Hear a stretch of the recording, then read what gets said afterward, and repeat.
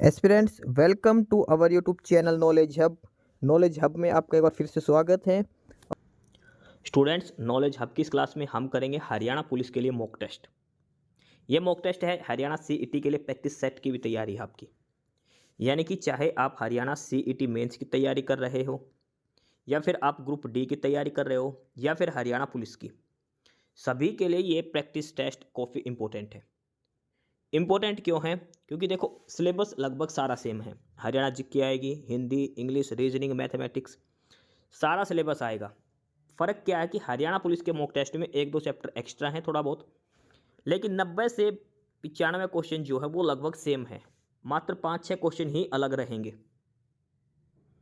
Haryana police में 5-6 question extra topic के हैं, बाकी लगभग सारा प्रैक्टिस सेट सेम है। खासकर इंपॉर्टेंट क्या है इसमें? हरियाणा जीके। हरियाणा जीके जो है वो सेम है। तो आप चाहे किसी भी एग्जाम की तैयारी कर रहे हो, ये मॉक टेस्ट काफ़ी ज़रूरी है एचएसएससी के एग्जाम के लिए।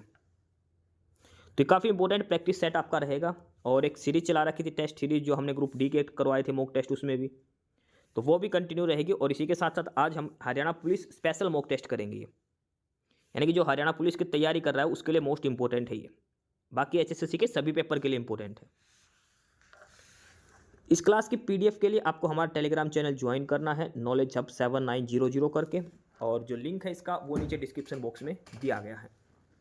साथ के साथ अगर आपको कोई भी अपडेट चाहिए, कोई भी इन्फॉर्मेशन चाहिए कि फॉर्म वगैरह निकल रहे हैं नहीं, तो वो आप हमारे एक यूट्यूब चैनल है साहिल अपडेट्स, वो भी सब्सक्राइब जरूर कर लें।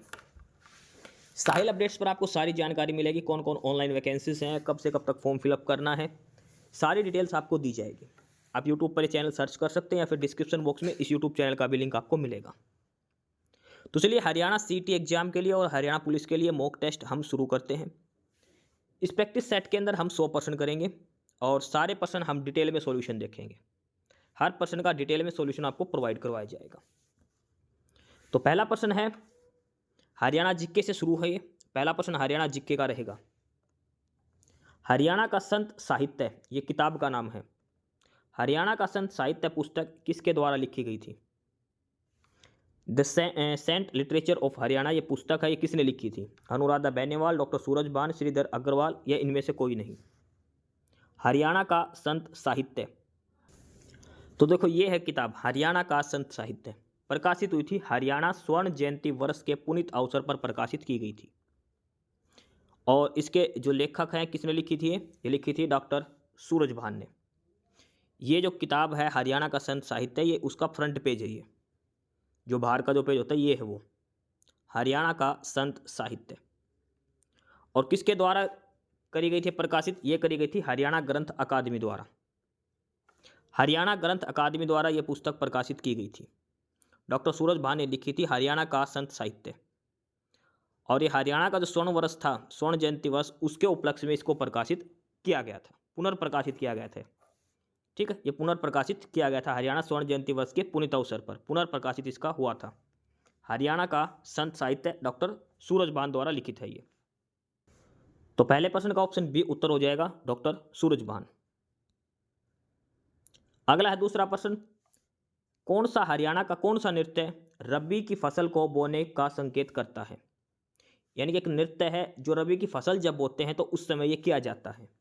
लूर, झूमर, लोहड़ी, या फिर घूमर। रबी की फसल बोने के समय ये नृत्य किया जाता है। तो देखो, हरियाणा का लूर नृत्य रबी की फसल की बुआई और वसंत ऋतु के आगमन का प्रतीक है। वसंत ऋतु के आगमन पर भी लूर नृत्य किया जाता है, जो मुख्य रूप से होली के त्यौहार के दौरान महिलाओं द्वारा किया जाता है और प्रश्नोत्तर शैली में होता है।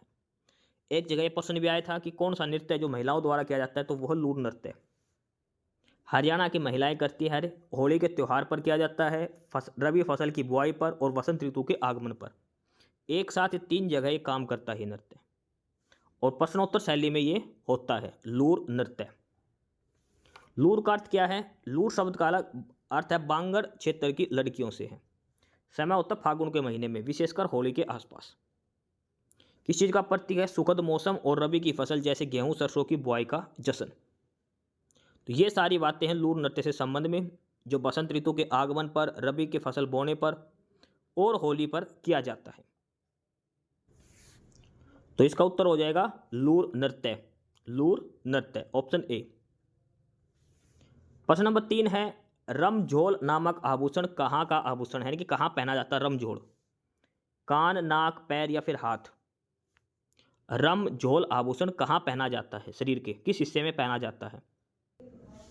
रमझोल राजस्थान और मारवाड़ क्षेत्र में महिलाओं द्वारा पहना जाने वाला एक पारंपरिक पायल है। पायल यानी कि पैरों में पहने जाने वाली है, ये जो पैरों में पहना जाता है और गद्दी के साथ मधुर ध्वनि उत्पन्न करता है। तो रमझोल एक पायल है, पाजेब है किस्म की, जो पैरों में पहनी जाती है। इसे पाजेब या झांझर भी कहते हैं। एक लाइन और इंपॉर्टेंट है कि कभी कभी इसे कमरबंद के रूप में भी इस्तेमाल करते हैं। रमझोल है, इसको कमर पर भी बांधा जाता है, कई बार नृत्य प्रदर्शनों में इसका प्रयोग करते हैं।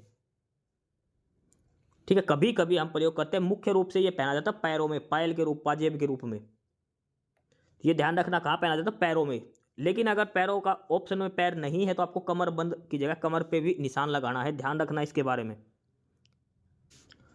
तो ऑप्शन सी पैर इसका उत्तर हो जाएगा, रमझोल पैरों में पहना जाता है। अगला प्रश्न नंबर 4, मेवात का द्वार या मेवात की ड्योढ़ी किसे कहा जाता है? गेट ऑफ मेवात, और यह कहा जाता है गोपालगिरी के दुर्ग को। गोपालगिरी दुर्ग को गेट ऑफ मेवात या ड्योढ़ी ऑफ मेवात कहा जाता है। ऑप्शन बी इसका उत्तर हो जाएगा प्रश्न नंबर 4 का। आगे है प्रश्न नंबर 5, हरियाणा में सरस्वती विकास बोर्ड का अध्यक्ष कौन है? सरस्वती डेवलपमेंट बोर्ड है, इसके चेयरमैन कौन होता है हरियाणा के अंदर?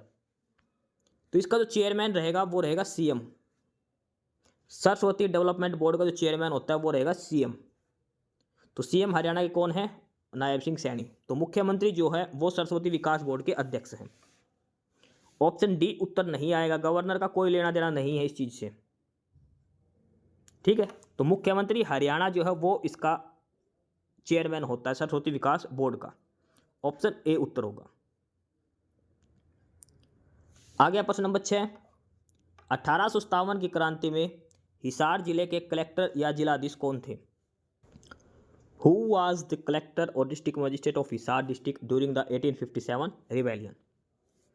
तो कौन था हिसार डिस्ट्रिक्ट का, हिसार का कलेक्टर कौन था 1857 की क्रांति के? तो ये देखो 1857 के विद्रोह के दौरान हिसार का कलेक्टर या डिप्टी कलेक्टर जो था वो था जॉन वेडरबर्न। जॉन वेडरबर्न ये हिसार का डीसी था। 29 मई 1857, कई जगह इसका लिख रखा है 5 जून 1857 को क्रांतिकारियों ने हिसार में जॉन वेडरबर्न और उनके परिवार के सदस्यों की हत्या कर दी थी। इसके अलावा इसके जो सहायक डिप्टी कमिश्नर थे वो थे शाहबाज बेग। शाहबाज बेग एडीसी थे वहाँ पे। और इसका परिणाम क्या हुआ था कि हिसार लगभग 73 से लेकर 83 दिनों तक अंग्रेजों से मुक्त रहा था। तो हिसार का डीसी कौन था उस समय 1857 क्रांति पर? John Wedderburn. जॉन वेडरबर्न था। तो इसमें ऑप्शन डी हो जाएगा, थोड़ा नाम गलत है इसमें, जॉन वेडरबर्न आ जाएगा इसका ऑप्शन। ठीक है, ऑप्शन डी आंसर हो जाएगा। अगला प्रश्न है कि बैबेन खंड किस जिले के अंतर्गत आता है? बैबेन गांव जो है यह आता है कुरुक्षेत्र के अंदर, कुरुक्षेत्र के अंदर। प्रश्न नंबर 8 देखिए, मिलान करना है, ये अलग अलग खनिज है और ये दिखा रखा है किस क्षेत्र के अंदर संबंधित है। संगमरमर कहाँ पाया जाता है, शोरा कहाँ पाया जाता है, बालू कहाँ, आयरनोपाइराइट कहाँ पाया जाता है, ये सारे आपको बताने और इसके हिसाब से आपको उत्तर देना है। ठीक है, तो देखो संगमरमर मार्बल कहाँ मिलता है हरियाणा में? तो ये मिलता है महेंद्रगढ़ के अंदर। मार्बल मिलता है महेंद्रगढ़ के अंदर, सोरा सिरसा के अंदर, बालू मिलती है भिवानी के अंदर, और आर्सेनोपाइराइट ये मिलता है मेवात के अंदर, गुड़गांव और मेवात के अंदर। 2 3 4 1 ऑप्शन बी उत्तर होगा इसका। तो ये सारे आपको ध्यान रखना है, फिर से एक बार फिर से देख लो। मार्बल महेंद्रगढ़ के अंदर, सोरा सिरसा के अंदर, बालू भिवानी के अंदर, आयरनोपाइराइट मेवात के। ठीक है, काफ़ी इंपॉर्टेंट है सारे खनिज कहाँ कहाँ मिलते हैं हरियाणा के अंदर। अगला है प्रश्न नंबर 9, पश्चिमी यमुना नहर जल विद्युत परियोजना की स्थापना कब हुई थी? पश्चिमी यमुना नहर हाइड्रो इलेक्ट्रिक प्रोजेक्ट, पश्चिमी यमुना नहर जल विद्युत परियोजना की स्थापना कब हुई थी? 1970, 78, 75 या फिर 80? ये देखो पश्चिमी यमुना नहर जल विद्युत परियोजना, western Yamuna canal hydel electricity project की स्थापना 1977 में प्रस्ताव रखा गया था और मार्च 1980 में मंजूरी मिली थी। तो इसका उत्तर आएगा 1980। जब मंजूरी मिली तभी अप्रूवल हुआ था। 1977 में प्रस्ताव रखा था और 1980 में मंजूरी मिली थी। इसमें 2x8 मेगावाट क्षमता के 3 पावर हाउस शामिल थे और दूसरे चरण में हाथिनीकुंड बैराज के पास चौथा पावर हाउस 2x8 मेगावाट शामिल था। इस परियोजना के तहत कुल 4 बिजली संयंत्र बनाए गए जिनकी कुल क्षमता 12 मेगावाट थी। 4 संयंत्र बनाए गए थे, 2 चरणों में हुआ था। पहला चरण 1980 में अप्रूवल हुआ था और दूसरा हाथिनीकुंड बैराज के पास बाद में बनाया गया था। ठीक है, 1980 में 3 पावर हाउस थे और चौथा जोड़ा गया था हाथिनीकुंड बैराज का निर्माण होने के बाद। ये देखो इंपॉर्टेंट पॉइंट, इसका काम था बिजली बनाना। इंपॉर्टेंट क्या है कि जापान की कंपनी है मेसर्स फूजी इलेक्ट्रिसिटी कंपनी, इसने उपकरण की सप्लाई करी थी। एक जापानी कंपनी है मेसर्स फूजी इलेक्ट्रिक कंपनी। तो ये सारा ध्यान में रखना आपको। 1980 में मंजूरी मिली थी तो 1980 ही इसका उत्तर होगा। तो प्रश्न नंबर 9 का ऑप्शन डी उत्तर हो जाएगा 1980। इस क्लास की पीडीएफ के लिए आपको टेलीग्राम चैनल ज्वाइन करना है और वो है नॉलेज हब 7900 करके। लिंक इसका डिस्क्रिप्शन बॉक्स में दिया है। टेलीग्राम चैनल पर काफ़ी सारा स्टडी मटेरियल, काफ़ी सारी पीडीएफ आपको वहाँ पर मिलेगी। अगला है प्रश्न नंबर 10। आम आदमी की खास बस का नाम किस बस सेवा को दिया है? Which bus service is named the common man's special bus? आम आदमी की खास बस, और यह है हरियाणा गौरव बस सेवा। हरियाणा गौरव बस सर्विस, ऑप्शन ए उत्तर हो जाएगा। प्रश्न नंबर 11 है। 1984 में हरियाणा की सबसे लोकप्रिय फिल्म कौन सी थी जिसके गीत सर्वाधिक प्रचलित थे? कहने का मतलब है कि वो फिल्म बताओ जो 1984 में आई थी हरियाणवी की। धनपराया, नंबरदार, चंद्रावल या फिर लाडो? तो वो फिल्म थी चंद्रावल। चंद्रावल फिल्म कब आई थी? 1984 में आई थी। ऑप्शन सी इसका उत्तर हो जाएगा, चंद्रावल। अगला है प्रश्न नंबर 12। किस राजनीतिक को अविभाजित पंजाब, राजस्थान और हरियाणा में मंत्री के रूप में कार्य करने का दुर्लभ सम्मान प्राप्त है? Which politician has the rare honour of serving as a minister in Punjab, Rajasthan और हरियाणा? पंजाब, हरियाणा और राजस्थान इन तीनों के अंदर मंत्री के पद पर रहा है। कौन है ऐसा राजनीतिज्ञ, ऐसा पॉलिटिशियन कौन सा है? तो वो है चौधरी तैयब हुसैन। मोस्ट इंपॉर्टेंट है ये चौधरी तैयब हुसैन। आपको ये नाम याद रखना है, जो पंजाब, हरियाणा और राजस्थान तीनों में एज ए मिनिस्टर काम करा है इन्होंने, चौधरी तैयब हुसैन। अगला प्रश्न नंबर 13। कौन सा उत्सव वर्षा ऋतु के आगमन से संबंधित है? वर्षा ऋतु के आगमन से कौन सा उत्सव है जो संबंधित है? नागपंचमी, जुठेड़, सलोनी या भरलिया नवमी? देखो सलोनी होती है रक्षाबंधन। रक्षाबंधन देखो एक होती है तीज का त्यौहार। अगर तीज होता तो इसका आंसर तीज लगाया जाता। सावन के महीने में आती है तीज। ठीक है, इसमें नागपंचमी भी सही है और भरलिया नवमी दोनों सही है। प्रश्न नंबर 13 के अंदर नागपंचमी और भरलिया नवमी दोनों सही है। अब पेपर में दोनों ऑप्शन दे रखे हैं तो आपको भरलिया नवमी के साथ लगा देना निशान। ये भी सावन के महीने के बाद में आता है, सावन के लास्ट में। ठीक है, नागपंचमी और भरलिया नवमी दोनों ही सही है। इसके अलावा तीज भी इसका उत्तर आएगा। तीनों ही आपको ध्यान रखना है जो वर्षा ऋतु के आगमन से संबंधित है। अगला है प्रश्न। हरियाणा के शास्त्रीय संगीत बाजे भगत का जन्म कब हुआ था? बाजे भगत का जन्म कब हुआ था? तो देखो बाजे भगत का जन्म 16 जुलाई 1898 को वर्तमान हरियाणा और उस समय पंजाब प्रांत के हिस्से सोनीपत जिले के सिसाना गांव में हुआ था। देखो 1898 तो हरियाणा पंजाब का हिस्सा था। सोनीपत जिले के सिसाना गांव में हुआ था 16 जुलाई 1898 में। एक प्रसिद्ध हरियाणवी कवि, रागनी लेखक और सांस्कृतिक कलाकार थे। 1920 के दशक के आरंभ में अपने व्यापक कार्यों के लिए जाने जाते थे। बाजे भगत जन्म हुआ था 16 जुलाई 1898 को सोनीपत के सिसाना गांव के अंदर। तो प्रश्न नंबर 14 का ऑप्शन ए उत्तर हो जाएगा। 16 जुलाई 1898 को जन्म हुआ था। प्रश्न नंबर 15 है। पुंडरीक सरोवर पर नागहृद कुंड का निर्माण कब हुआ था? नागहृद कुंड का निर्माण कब हुआ था पुंडरीक सरोवर पर? 1987, 88, 90 या फिर 95? नागरिक कुंड, पुंडरिक सरोवर। तो देखो हरियाणा के कैथल जिले में पुंडरी में स्थित पुंडरिक सरोवर 28 मार्च 1987 को कुरुक्षेत्र विकास board KDB Kurukshetra development board द्वारा नवग्रह कुंड का पुनर्निर्माण और नवीनीकरण किया गया था। कैथल जिले के पुंडरिक सरोवर में नवग्रह कुंड का निर्माण हुआ था 28 मार्च 1987, यानी इनका पुनर्निर्माण किया गया था। पुंडरिक तीर्थ महाभारत और वामन पुराण में वर्णित है और यह पुंडरिक ऋषि की तपस्थली मानी जाती है। किस ऋषि से संबंधित है? पुंडरिक ऋषि से नाम से इसका नाम पुंडरी पड़ा है। 28 मार्च 1987 को कुरुक्षेत्र विकास बोर्ड ने सरोवर के घाट और कुंडों का विकास और नवीनीकरण कराया था। अगला पॉइंट इंपॉर्टेंट है कि इस स्थान को नाग हृदय कुंड भी कहते हैं, जो हमारे प्रश्न था नाग हृदय कुंड। तो पुंडरिक का जो नवग्रह कुंड है इनको कहते हैं नाग हृदय कुंड, जहां प्राचीन काल में रानियों का स्नान ग्रह होने की मान्यता है और मान्यता है कि आज तक इस सरोवर का पानी समाप्त नहीं हुआ है।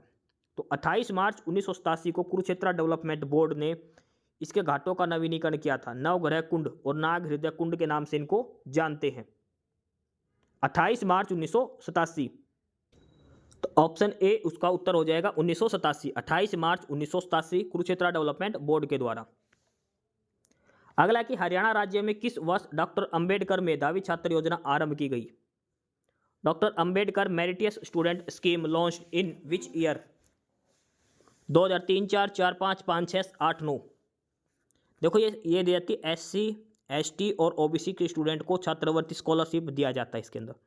तो ये आपको खुद को बताना है कब दी गई, क्योंकि काफ़ी चर्चा का विषय है, मोस्ट इंपॉर्टेंट टॉपिक है ये, डॉक्टर अंबेडकर मेधावी छात्र योजना।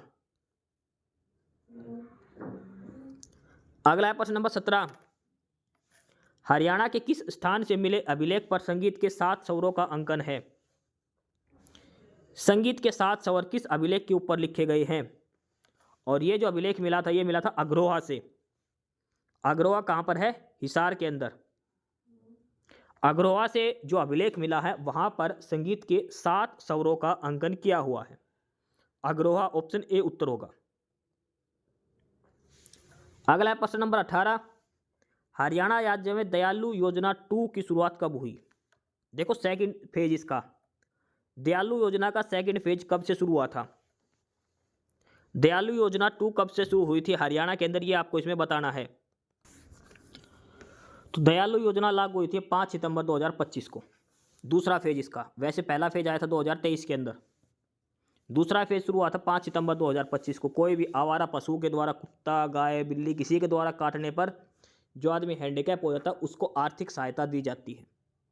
कंडीशन क्या है कि फैमिली ID जो है आपकी, उसमें आपकी इनकम 1,80,000 से कम होनी चाहिए, तब सरकार आपको आर्थिक सहायता देगी आवारा पशु के मारने पर या घायल होने पर।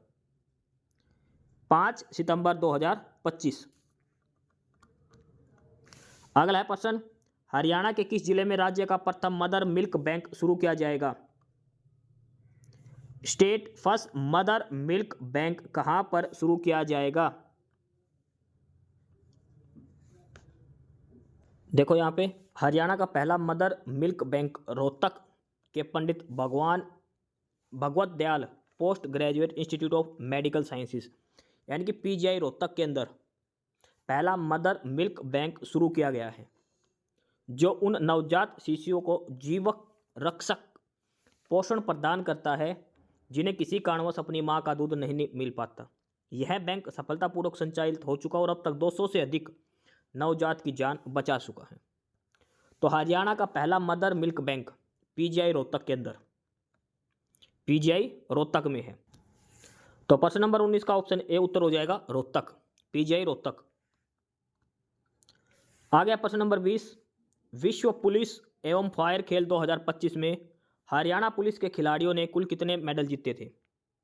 How many medal did Haryana police athlete win in the world police and fire games 2025?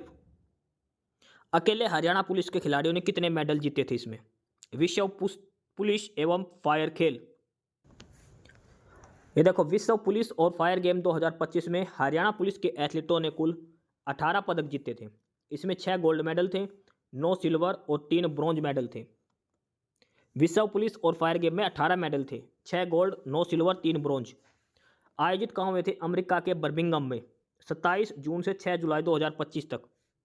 और इसमें कुश्ती, पावर लिफ्टिंग, बॉक्सिंग और तैराकी जैसी स्पर्धाओं में पदक हासिल करे थे हरियाणा के खिलाड़ियों ने। 18 मेडल थे, 6 गोल्ड थे, 9 सिल्वर, 3 ब्रॉन्ज। अमेरिका के बर्मिंघम में आयोजित हुआ था ये खेल, विश्व पुलिस और फायर गेम 2025। तो प्रश्न नंबर 20 का ऑप्शन ए उत्तर हो जाएगा, 18 मेडल जीते थे। क्लास की पीडीएफ के लिए आपको नीचे डिस्क्रिप्शन बॉक्स में टेलीग्राम चैनल का लिंक दिया है, नॉलेज हब 7900 करके। आप knowledge hub Telegram channel join करें, काफ़ी सारा स्टडी मटेरियल, काफ़ी सारी पीडीएफ आपको यहाँ पर मिलेंगी। अगला है प्रश्न, विम्बलडन 2025 पुरुष एकल का खिताब किसने जीता? Who won the Wimbledon 2025 men's single title? Men's singles जो हुआ था विम्बलडन 2025, ये किसने जीता था? Carlos Alcaraz, Novak Djokovic, Denis Medvedev और यासिर सिनक। तो ये जीता था सिनर ने, यानिक सिनर ने विम्बलडन 2025 मेंस सिंगल टाइटल जीता था। आपको ये बताना है ये सिनर जो है, यानिक सिनर किस देश से संबंधित है, ये आपको कमेंट बॉक्स में बताना है। यानिक सिनर का संबंध किस देश से है। अगला है प्रश्न नंबर 17। प्रश्न नंबर 22 है कि 17वें ब्रिक्स शिखर सम्मेलन का आयोजन कहाँ किया गया? Where was the 17th BRICS summit held? देखो एक चीज ध्यान रखो, ब्रिक्स, ये ब्रिक्स कोई नाम नहीं है, फुल फॉर्म है। B for Brazil, Russia, India, China, South Africa. Brazil, Russia, India, China और साउथ अफ्रीका, ये पांचों नाम है। तो ब्रिक्स का 17वां शिखर सम्मेलन कहाँ हुआ था? देखो इसके बारे में इंपॉर्टेंट बातें देखो कि भारत के प्रधानमंत्री ने ब्राजील के रियो डी जेनेरियो में आयोजित 17वें ब्रिक्स शिखर सम्मेलन में भाग लिया। और जो शिखर सम्मेलन हुआ था 17वां ब्रिक्स का, इसकी थीम क्या थी? अधिक समावेशी और सतत शासन के लिए वैश्विक दक्षिण सहयोग को सुदृढ़ बनाना। इंग्लिश में देखना, इसकी जो थीम है इंग्लिश में याद करना, strengthening global south corporation for more inclusive and sustainable governance. ये थी थीम, काफी इंपॉर्टेंट थीम भी पूछ सकते हैं। 17वां जो ब्रिक्स शिखर सम्मेलन हुआ था, इसकी अधिक समावेशी और सशक्त शासन के लिए वैश्विक दक्षिण सहयोग को सुदृढ़ बनाना। और इसके साथ रियो डी जेनेरियो घोषणा पत्र पर भी हस्ताक्षर करे थे। भारत की तरफ से प्रधानमंत्री नरेंद्र मोदी गए थे इसके अंदर। अब इसके अंदर देखो ब्रिक्स नाम रखा गया थे, 5 देश थे, Bharat, Russia, India, China, South Africa. अब इसमें सदस्य देश बढ़ गए हैं। इस सम्मेलन में एक इंडोनेशिया जो आधिकारिक रूप से शामिल हो गया, जबकि Belarus, Bolivia, Kazakhstan, Cuba, Nigeria, Malaysia, Thailand, Vietnam, Uganda और उज्बेकिस्तान को ब्रिक्स साझेदारी देशों के रूप में स्वीकार किया गया। इंडोनेशिया आधिकारिक रूप से शामिल हो चुका है इसमें, और ये जो और देश हैं इनको साझेदारी देशों के पार्टनर कंट्री के रूप में स्वीकार किया गया है। अगला जो शिखर सम्मेलन होगा ब्रिक्स का 2026 में 18वां, वो भारत में होगा। 18वां शिखर सम्मेलन भारत में आयोजित होगा 2026 के अंदर, ये ध्यान रखना। 17वां था ब्राजील की राजधानी रियो डी जेनेरियो में, अब भारत के अंदर होगा 18वां शिखर सम्मेलन, ये भी इंपॉर्टेंट है। भारत के अंदर होगा 2026 में, और ये 17वां हुआ था ब्राजील के रियो डी जेनेरियो में, ये उसकी थीम है। ये सारी चीज़ें आपको ध्यान रखनी है, मोस्ट इंपॉर्टेंट है ये। तो प्रश्न नंबर 22 का आंसर हो जाएगा option D, Rio de Janeiro Brazil में आयोजित हुआ था 17वां ब्रिक्स शिखर सम्मेलन। अगला प्रश्न नंबर 23, फीडे महिला शतरंज विश्व कप 2025 जीतने वाली पहली भारतीय महिला कौन बनी है? वर्ल्ड चेस वर्ल्ड कप, जो वुमेन्स का जो चेस का वर्ल्ड कप होता है 2025 को, किसने जीता है? तो वो जीता है दिव्या देशमुख ने। दिव्या देशमुख ने पहली भारतीय बनी है जिसने वुमेन्स चेस वर्ल्ड कप 2025 जीता है। अगला है प्रश्न नंबर 24, भारतीय सेना द्वारा ऑपरेशन महादेव कहां संचालित किया गया था? ऑपरेशन महादेव इंडियन आर्मी ने चलाया था। कहां चलाया था? जम्मू कश्मीर में। जम्मू और कश्मीर में आतंकियों को मारने के लिए ऑपरेशन महादेव भारतीय आर्मी द्वारा कंडक्ट किया गया था। ऑप्शन सी उत्तर हो जाएगा। प्रश्न नंबर 25 है कि संयुक्त सैन्य अभ्यास बोल्ड कुरुक्षेत्र 2025 भारत और किस देश के बीच में आयोजित किया गया? बोल्ड कुरुक्षेत्र 2025 एक सैन्य अभ्यास है, संयुक्त ज्वाइंट मिलिट्री एक्सरसाइज है, यानी कि ज्वाइंट मिलिट्री मतलब दो देशों की मिलिट्री एक्सरसाइज करती है। तो भारत था एक तो, और दूसरा देश कौन सा था? बोल्ड कुरुक्षेत्र 2025, ये देखो बोल्ड कुरुक्षेत्र 2025 संयुक्त सैन्य अभ्यास भारत और सिंगापुर के बीच आयोजित किया गया था। जुलाई 2025 में राजस्थान के जोधपुर में संपन्न हुआ। बोल्ड कुरुक्षेत्र जो एक्सरसाइज है, मिलिट्री एक्सरसाइज, भारत और सिंगापुर के बीच में कब हुई थी? जुलाई 2025 में। कहाँ पर हुई थी? राजस्थान के जोधपुर के अंदर हुई थी। ठीक है, बोल्ड सिंगापुर, भारत और सिंगापुर की बोल्ड कुरुक्षेत्र जुलाई 2025 कौन से नंबर की थी? ये 14वें नंबर की थी, 14th नंबर की थी। किस किसने भाग लिया था? तो भारतीय सेना की तो थी मैकेनाइज्ड इन्फेंट्री रेजिमेंट, और सिंगापुर की थी 42nd सिंगापुर आर्म्ड रेजिमेंट। ये दोनों देशों की सेनाओं के नाम है जिन्होंने भाग लिया था इसमें। बोल्ड कुरुक्षेत्र भारत सिंगापुर जोधपुर के अंदर हुई थी जुलाई 2025 में, 14वां संस्करण था। ये सारी इंपॉर्टेंट बात है इसके बारे में। तो प्रश्न नंबर 25 का ऑप्शन बी उत्तर हो जाएगा। भारत और सिंगापुर के बीच में हुआ था बोल्ड कुरुक्षेत्र मिलिट्री एक्सरसाइज। अगला प्रश्न नंबर 26, भारत का पहला राज्य कौन सा है जिसने पशुधन खेती को आधिकारिक रूप से कृषि का दर्जा दिया है? Which is the first Indian state to officially grant agriculture status to livestock farming? ये देखो, पशुपालन और मुर्गी पालन को आधिकारिक रूप से कृषि का दर्जा देने वाला पहला राज्य है महाराष्ट्र। जुलाई 2025 में ऐतिहासिक निर्णय लिया गया ताकि पशुपालकों को किसानों के समान सब्सिडी, ऋण और बिजली दरों का लाभ मिल सके। यानी कि जो पशु पालते हैं, मुर्गी पालते हैं, इनको भी कृषि के रूप में माना जाएगा। ठीक है, जाकि जो फायदा किसानों को मिलता है वो इनको भी मिले। महाराष्ट्र ऐसा पहला राज्य है जिसने मुर्गी पालन और पशुपालन को भी कृषि का दर्जा दिया है। तो प्रश्न नंबर 26 का ऑप्शन डी आंसर हो जाएगा, महाराष्ट्र। अगला प्रश्न नंबर 27, रो के नए प्रमुख कौन बनाए हैं? रिसर्च एंड एनालिसिस विंग, रो जो होता है हमारा, इसके नए प्रमुख बनाए गए हैं। एक आईपीएस है, पंजाब कैडर के ये आईपीएस है, पंजाब कैडर के, नाम है पराग जैन। पराग जैन, इन्होंने ऑपरेशन सिंदूर में एक महत्वपूर्ण भूमिका निभाई थी। पराग जैन को नया रो चीफ बनाया गया है। अगला प्रश्न है, धातु या लकड़ी का उपकरण क्या कहलाता है जिसका उपयोग नवजात चूजों को अतिरिक्त उष्मा देने के लिए किया जाता है? What is a metal or wooden device called that is used to provide extra heat to newly hatched, जो नए चिड़िया, जो मुर्गी के बच्चे होते हैं उनको अतिरिक्त उष्मा देने के लिए, तो वो होता है ब्रूडर। ब्रूडर। प्रश्न नंबर 29 है कि कौन सा पशु रोग विषाणु जनित है? Which animal disease is caused by virus, इनमें से कौन सी बीमारी वायरस से होती है पशुओं को? फुट एंड माउथ डिजीज, पैर और मुंह का रोग, थैनेला, एंथ्रेक्स या फिर लेमनेस फीवर, लंगड़ी बुखार। कौन सी बीमारी पशुओं को वायरस से होती है इनमें से? देखो, खुरपका मुंह पका रोग यानी कि फुट एंड माउथ डिजीज, यह एक वायरस एफ्थो वायरस के कारण होता है। तो वायरस से कौन सी बीमारी होती है? खुरपका और मुंह पका रोग। इसमें जानवर के मुंह और खुरों में यानी कि पैरों में छाले और घाव हो जाते हैं। जो ऑप्शन ए था हमारा वो उत्तर होगा। अब ये भी देखते, थैनेला किससे फैलती है? थैनेला यह बैक्टीरिया के कारण होती है। इससे थन में सूजन आ जाती है, जहाँ से दूध निकालते हैं थन, उनमें सूजन आ जाती है। बैक्टीरिया से रोग होता है ये थैनेला। एंथ्रेक्स ये होता है जीवाणु से, बैसिलस एंथ्रेसिस नामक जीवाणु से होता है। और एक था लंगड़ी बुखार, ये होता है एक जीवाणु से, जीवाणु का नाम क्या है? क्लोस्ट्रीडियम चाउआई, ये एक जीवाणु का नाम है। देखो, एंथ्रेक्स और लंगड़ी बुखार दोनों जीवाणु से होते हैं। यह है बैसिलस एंथ्रेसिस और यह है क्लोस्ट्रीडियम चाउआई। थैनेला बैक्टीरिया से होता है और खुरपका मुंह पका रोग ये वायरस से होता है पशुओं के अंदर।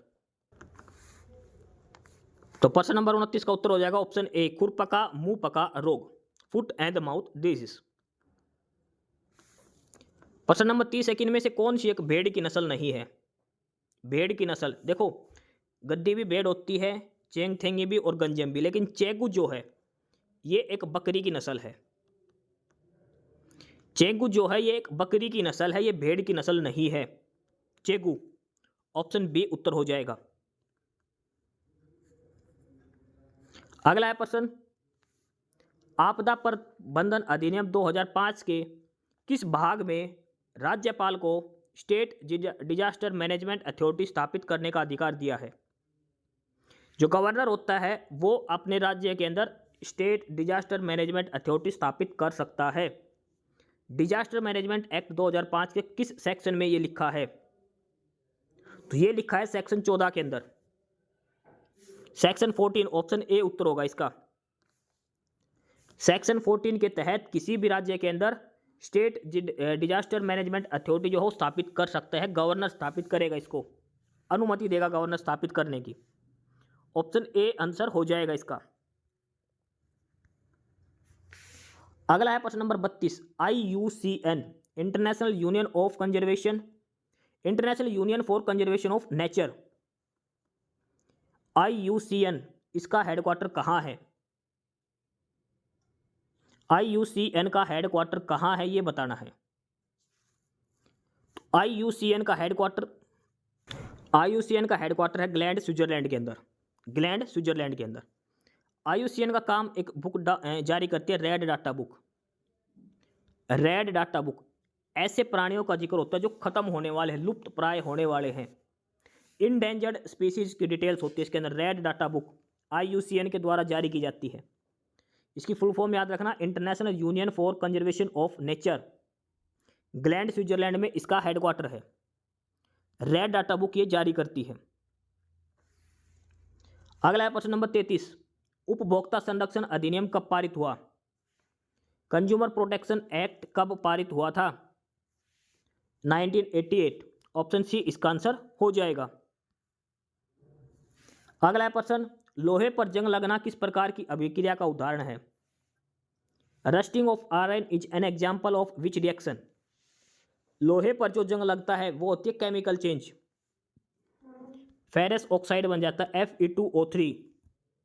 लोहे का जो लाल रंग होता है वो जंग के कारण होता है, नमी के कारण लोहे पर जंग लगता है, पानी की उपस्थिति के कारण H2O। फेरिक ऑक्साइड Fe2O3 बन जाता है। तो केमिकल रिएक्शन होती है ये, ऑप्शन बी इसका आंसर आएगा, लोहे पर जंग लगना। आगे है प्रश्न नंबर 35, नल सरोवर पक्षी अभ्यारण्य किस राज्य के अंदर है? इन which state the null Sarovar bird sanctuary located?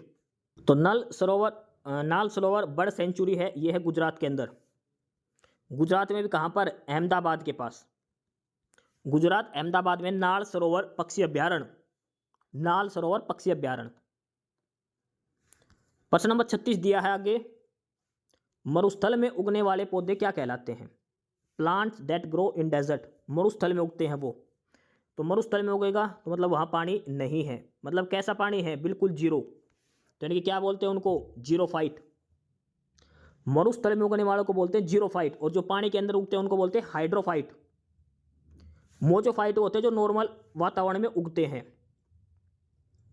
ठीक है, तो ध्यान रखना, मरुस्थल में उगना यानी कि पानी नहीं रहेगा, पानी कितना वहां पे? जीरो। तो क्या बोलेंगे उनको? जीरोफाइट। ऑप्शन सी आंसर होगा। आपको याद करने का तरीका भी बता दिया है, xerophyte.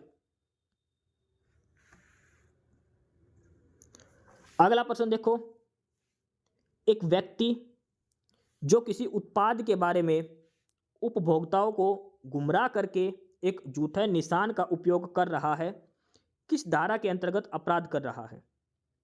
A person using a false mark to mislead consumers about a product is committing an offence under which section? जो झूठा मतलब झूठे दिखाकर कस्टमर के साथ धोखेबाजी करना, तो वो किस धारा के अंतर्गत अपराध है, यह बताना है आपको। देखो, इसमें उपभोक्ता को गुमराह करने का झूठे निशान का उपयोग करना ट्रेडमार्क एक्ट 1999 के तहत एक अपराध है। ट्रेडमार्क एक्ट 1999 के तहत। अब इसमें है धारा 103 जो झूठा ट्रेडमार्क लगाने के लिए है, 6 महीने से 3 साल की सजा और जुर्माना। लेकिन साथ में एक और है, और ये है उपभोक्ता संरक्षण अधिनियम 2019 के तहत। तो ये है धारा 89 मिसलीडिंग एडवर्टाइजमेंट के लिए। ठीक है, तो धारा 103 और 89 दोनों याद रखनी है। ट्रेडमार्क एक्ट 1999 के तहत धारा 103 उत्तर होगा, और उपभोक्ता संरक्षण अधिनियम 2019 के तहत धारा 89 उत्तर होगा। दोनों मोस्ट इंपोर्टेंट है। तो प्रश्न नंबर 37 में आएगा 109 धारा 89 भी और 103 भी, दोनों आपको ध्यान रखने हैं। ट्रेडमार्क एक्ट के तहत 103 और उपभोक्ता संरक्षण अधिनियम के तहत धारा 89, दोनों ही मोस्ट इंपोर्टेंट है इसमें। आगे है प्रश्न नंबर 38, निम्न में से कौन सा सूचना का अधिकार अधिनियम 2005 के तहत सूचना की परिभाषा के अंतर्गत नहीं आता? Which of the following does not fall within the definition of information under the right to information act 2005? RTI act जो है 2005, उसके तहत इनमें से कौन सा एक सूचना की परिभाषा के अंदर नहीं आता? इन्फॉर्मेशन के रूप में हम क्या नहीं मांग सकते, क्या हमें प्रोवाइड नहीं हो सकता? देखो, डाटा की इलेक्ट्रॉनिक कॉपी है, वो भी एक डाटा है, इन्फॉर्मेशन है। लॉग बुक होती है जहाँ पे रिकॉर्ड होता सारा, वो भी है। कोई भी जो नोटिस निकाल रखा, कोई सर्कुलर निकाल रखा, वो भी है। लेकिन जो फाइल के अंदर जो टिप्पणी कर रखी है, फाइल के अंदर जो नोट लिख रखा है कोई भी ऑफिसर ने जो पेन से, वो आप नहीं मांग सकते आरटीआई एक्ट के तहत। वो एज ए इंफॉर्मेशन आपको प्रोवाइड नहीं करवाया जाएगा। तो जो फाइल नोट है, जो फाइल के अंदर जो नोट लगा हुआ है, जो टिप्पणी करी गई है, वो आपको एज ए इंफॉर्मेशन नहीं मिलेगा। तो आरटीआई एक्ट के तहत जो फाइल नोट है वो इंफॉर्मेशन के अंदर नहीं आता। ऑप्शन डी आंसर हो जाएगा। मोस्ट इंपॉर्टेंट क्वेश्चन है ये। अगला है question number 39, Haryana police commando प्रशिक्षण केंद्र कहाँ है? Haryana police commando training centre, novel, Madhuban, Panchkula और हिसार। तो वो पंचकुला के अंदर। ये सीईटी के अंदर पहले पूछा हुआ प्रश्न है, पहला सीईटी हुआ था उसके अंदर पूछा था ये। हरियाणा पुलिस कमांडो का ट्रेनिंग सेंटर और यह है पंचकुला के अंदर। अगला है क्वेश्चन नंबर 40, प्रश्न नंबर 40, कंप्यूटर का प्रश्न है ये। पहली पीढ़ी के कंप्यूटरों में किस तकनीकी का उपयोग होता था? विच technology was used in first generation computer? देखो, कंप्यूटर की कितनी जनरेशन आई है और किस जनरेशन में कौन सी चीज़ यूज होती थी वो हम देखेंगे एक बार, क्योंकि मोस्ट इंपॉर्टेंट क्वेश्चन है कंप्यूटर का ये। पहली जनरेशन में क्या था, दूसरी जनरेशन में क्या, तीसरी में क्या यूज होता, चौथी में क्या होता था, सारी चीज़ें हम चेक करेंगे।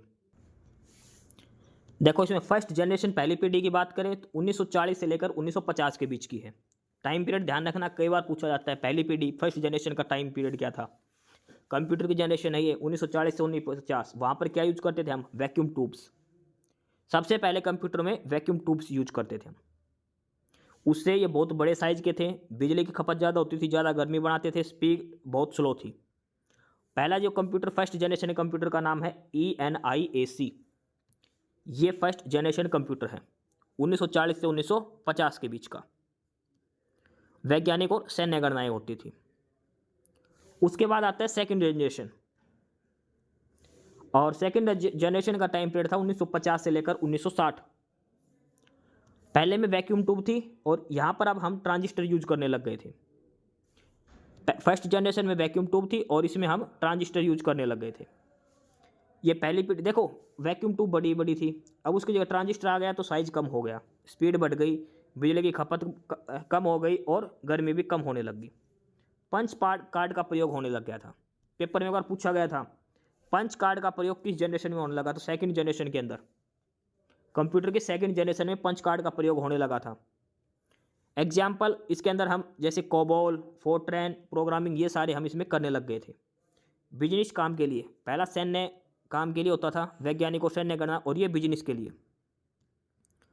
उसके बाद आ गया थर्ड जनरेशन। थर्ड जनरेशन का टाइम पीरियड है 1960 से 1970 का, और यहाँ पर हम यूज करने लगे IC, integrated circuit. Vacuum tube थे पहले वाले में, दूसरे में ट्रांजिस्टर थे, तीसरे में हो गया IC, इंटीग्रेटेड सर्किट। अब जैसे ही हम IC यूज करेंगे तो ट्रांजिस्टर से और साइज छोटा हो गया, और छोटे हो गए, स्पीड बढ़ गई, ठीक है। और अब कीबोर्ड और माउस मॉनिटर का प्रयोग होने लग गया था। कीबोर्ड और मॉनिटर का प्रयोग होने लग गया था, नॉर्मल इसका यूज होने लग गया था कंप्यूटर का। उसके बाद आई फोर्थ जनरेशन, जो फिलहाल चल रही है 1970 से लेकर अब तक की। इसमें हम यूज करने लग गए थे माइक्रो प्रोसेसर, VLSI। ध्यान रखना बार बार, वैक्यूम ट्यूब, T से फिर ट्रांजिस्टर से इंटीग्रेटेड सर्किट, और फिर माइक्रो प्रोसेसर। इसमें हम PC यानी कि जो घर में काम करते personal computer, GUI, graphical user interface और इंटरनेट की सुविधा हो गई थी। अब ये घर, ऑफिस, गेम हर जगह काम आने लग गया। फिर उसके बाद आ गई फिफ्थ जनरेशन, इसमें आ गया AI और parallel processing, voice recognition, natural language processing, quantum computer, robotics, AI application, machine learning, ये सारी चीज़ें होने लग गई। फिलहाल कोई पूछे क्या चल रहा है तो 5th जनरेशन कंप्यूटर चल रहे हैं। टोटल 5 जनरेशन आई है कंप्यूटर की, 1940 से 50, 50 से 60, 60 से 70, 70 से वर्तमान है और वो भी वर्तमान ही चल रही है। ठीक है, ये सारी डिटेल्स है कंप्यूटर की अलग अलग जनरेशन के बारे में। वैक्यूम ट्यूब, ट्रांजिस्टर, IC और उसके बाद माइक्रो प्रोसेसर और AI, ये इंपॉर्टेंट है सारा। तो प्रश्न नंबर 40 का उत्तर हो जाएगा वैक्यूम ट्यूब पहली जनरेशन में, दूसरी जनरेशन में ट्रांजिस्टर, तीसरी जनरेशन में IC और चौथे में माइक्रो प्रोसेसर। अगला है प्रश्न नंबर 41, CPU की फुल फॉर्म क्या है? फुल फॉर्म ऑफ CPU, तो यह है central processing unit. Central processing unit, option A. देखो ऑप्शन डी भी सेम है, सेंट्रल प्रोसेसिंग, लेकिन यूटिलिटी लिख रखा है, तो ध्यान से करना है पूरा ऑप्शन डिटेल में पढ़ के। यूटिलिटी नहीं आएगा, यूनिट आएगा, सेंट्रल प्रोसेसिंग यूनिट। प्रश्न नंबर 42 है कि इनमें से आउटपुट डिवाइस कौन सी है? आउटपुट, कीबोर्ड, कीबोर्ड से हम डाटा डालते हैं, टाइप करते हैं, तो ये इनपुट है। माउस से भी कर्सर घुमाते हैं, ये भी इनपुट है। मॉनिटर, ये हमारा आउटपुट है। मॉनिटर यानी कि जो कंप्यूटर की स्क्रीन है वो हमें डाटा शो करती है। स्कैनर, कोई भी स्कैन करते हैं तो ये इनपुट है। तो इसमें से आउटपुट पूछे तो आउटपुट डिवाइस क्या आएगा? मॉनिटर, ऑप्शन सी उत्तर हो जाएगा क्वेश्चन नंबर 42 का। इस क्लास की PDF के लिए आपको हमारा टेलीग्राम चैनल ज्वाइन करना है, knowledge hub 7900, link description box में है। काफ़ी सारा स्टडी मटेरियल, काफ़ी सारी PDF आपको हमारे टेलीग्राम चैनल पर मिलेगी। आगे है क्वेश्चन नंबर 43, रैम किस प्रकार की मेमोरी है? रैम, रैंडम एक्सेस मेमोरी, किस प्रकार की मेमोरी है? Permanent, temporary, volatile, non volatile, secondary, कैसी मेमोरी है ये? देखो रैम, रैंडम एक्सेस मेमोरी, एक वोलेटाइल मेमोरी है, प्राइमरी मेमोरी है, ये दोनों चीज़ हैं। वोलेटाइल भी है और प्राइमरी मेमोरी भी है रैम। ध्यान रखना, ऑप्शन में वोलेटाइल भी आ सकता है, प्राइमरी भी आ सकता है। और रैम दो प्रकार की होती है, डी रैम और एस रैम। डी रैम यानी कि डायनामिक रैम, एस रैम यानी कि स्टैटिक रैम। सबसे ज़्यादा हम प्रयोग करते हैं डायनामिक रैम का, डी रैम का। जैसे ही कंप्यूटर बंद होएगा तो ये डाटा खत्म हो जाएगा रैम का। तो इसमें क्या आंसर हो जाएगा? टेम्परेरी मेमोरी है। टेम्परेरी है, प्राइमरी है और वोलेटाइल है। नॉन वोलेटाइल नहीं, वोलेटाइल है। सेकेंडरी नहीं, प्राइमरी मेमोरी है। नॉन वोलेटाइल की जगह वोलेटाइल आएगा, टेम्परेरी आएगा, परमानेंट नहीं आएगा। तो ऑप्शन सी उत्तर हो जाएगा, रैम एक टेम्परेरी मेमोरी है। अगला क्वेश्चन नंबर 44, MS वर्ड किस प्रकार का सॉफ्टवेयर है? MS word is what type of software? MS word क्या है? ये एक एप्लीकेशन है जो हम इंस्टॉल रखते हैं ना PC के अंदर, तो एक एप्लीकेशन होती है वो। सिस्टम सॉफ्टवेयर तो जो सिस्टम के अंदर ऑटो आते हैं वो वाले हैं, ठीक है। तो ये एक एप्लीकेशन सॉफ्टवेयर जो हम एप्लीकेशन इंस्टॉल करते हैं, जो एक, ऑप्शन बी आंसर होगा। अगला क्वेश्चन नंबर 45, इनमें से कौन सा एक ऑपरेटिंग सिस्टम है? ऑपरेटिंग सिस्टम बताना है। MS एक्सेल, ये एक सॉफ्टवेयर है, एप्लीकेशन है ये। लिनक्स, फोटोशॉप, ये भी एक सॉफ्टवेयर है। ओरेकल। अब आपको इनमें से बताना ऑपरेटिंग सिस्टम कौन सा है। लिनक्स एक विंडो है तो ओरेकल आ जाएगा। अगला क्वेश्चन नंबर 46, फ्लो चार्ट में डिसीजन दिखाने का प्रतीक कौन सा है? विच symbol represent a decision in flow chart? जो हम फ्लो चार्ट बनाते हैं तो उसमें कोई भी डिसीजन अगर शो करना होता है तो कैसे शो करते हैं? तो उसको हम शो करते हैं समचतुर्भुज या फिर डायमंड शेप से। डायमंड शेप या फिर समचतुर्भुज लिखा आ सकता है, समचतुर्भुज या फिर डायमंड शेप से। फ्लो चार्ट के अंदर डिसीजन को शो करने का जो चिन्ह यूज करते हैं हम, वो डायमंड या फिर समचतुर्भुज करते हैं। जैसे रीजनिंग में करते हैं ना, मेल के लिए प्लस का, फीमेल के लिए माइनस का, मेल फीमेल शो करते हैं ऐसे। आ गया क्वेश्चन नंबर 47 और इसमें है HTML की फुल फॉर्म बताओ। HTML, तो ये है hyper text markup language. Hyper text markup language, option B answer हो जाएगा। Hyper text markup language. देखो इसमें मार्क लिख रखा और ये मार्कअप, तो मार्कअप वाला आएगा, ऑप्शन डी नहीं आएगा, ध्यान रखना। ऑप्शन बी आंसर होगा क्वेश्चन नंबर 47 का। क्वेश्चन नंबर 48 दिया है, सी लैंग्वेज में फाइल जोड़ने का कौन सा सिंटैक्स यूज करते हैं? जो सी लैंग्वेज होती है ना, तो उसमें फाइल डालने के लिए कौन सा हम यूज करते हैं? देखो सबसे पहले बात तो हैज तो आगे लगाएगा ही, ये हैज़ लगेगा आगे, और हैज़ के साथ क्या लगता है, इंक्लूड। हैज़ इंक्लूड का मतलब है फाइल इंक्लूड करना। ऑप्शन सी आंसर हो जाएगा। काफ़ी अच्छे क्वेश्चन है कंप्यूटर के सारे। अगला है क्वेश्चन नंबर 49। C++ लैंग्वेज किस प्रोग्रामिंग पैराडिग्म को फॉलो करता है? भाई C++ लैंग्वेज है, वो कौन सा प्रोग्रामिंग पैराडिग्म को फॉलो करता है? प्रोसीजरल को, ऑब्जेक्ट ओरिएंटेड है, या फिर असेंबली है, या फिर machine level only? C++ language के बारे में बताना है तो C++ है object oriented. Object oriented language है। ऑप्शन बी आंसर हो जाएगा इसका। आ गया क्वेश्चन नंबर 50। निम्नलिखित जंगलों में से कौन से जंगल पृथ्वी के फेफड़ों के रूप में जानते हैं? यानी कौन से ऐसे वन है जिनको लंग्स ऑफ अर्थ कहा गया है? धरती के फेफड़े, नॉर्थ इंडिया के वन, टेंगा वन, टंडा, या फिर अमेजन? तो वो है अमेजन। अमेजन वर्षा वन को धरती के फेफड़े कहा गया है, lungs of earth. Option D इसका आंसर होगा। अमेजन वर्षा वन को धरती के फेफड़े कहा गया, लंग्स ऑफ जो है अर्थ कहा गया है। प्रश्न नंबर 51 है, ये एनिमल हस्बेंड्री का है, और इसमें है कि संकर नस्ल की बच्चा की प्रथम ब्यात के समय क्या आयु होती है? The age of a cross breed heifer at first calving is. संकर नस्ल की यानी कि जो हाइब्रिड नस्ल की, क्रॉस ब्रीड की, तो उसका होता है 2 साल का, 24 माह का। 24 माह, ऑप्शन बी उत्तर होगा। प्रश्न नंबर 52 देखो, ये इकोनॉमिक्स का प्रश्न है, और इसमें है कि अल्पकाल में भारतीय रिजर्व बैंक जिस ब्याज दर पर व्यापारिक बैंकों को उधार देता है उसे क्या कहा जाता है? The interest rate at which the reserve bank of India lends to commercial bank in the short term is called. RBI जिस रेट से बैंकों को उधार देता है उसको बोलते हैं रेपो रेट। क्या बोलते हैं? Repo rate. लेकिन कई बार आरबीआई इन बैंकों से पैसे खुद उधार मांगता है, तो वो होती है reverse repo rate. Reverse repo rate और repo rate, reverse repo rate हमेशा रेपो रेट से कम मिलेगी, ये भी ध्यान रखना आपको। रेपो रेट से कम मिलेगी रिवर्स रेपो रेट। तो आरबीआई जब बैंकों को पैसे देता है, यानी कि जो बैंक लेते हैं, तो वो होती है रेपो रेट, और जब बैंक आरबीआई को वापस देते हैं उधार करके, तो वो होती है रिवर्स रेपो रेट। तो इस प्रश्न का उत्तर क्या होगा? Option D repo rate. आ गया प्रश्न नंबर 53, नाबार्ड। नाबार्ड की फुल फॉर्म बताओ क्या है? तो नाबार्ड है national bank for agriculture and rural development, राष्ट्रीय कृषि और ग्रामीण विकास बैंक, ये है NABARD. National bank for agriculture and rural development, NABARD की फुल फॉर्म आपको ध्यान रखना, मोस्ट इंपोर्टेंट है ये। आगे है प्रश्न नंबर 54,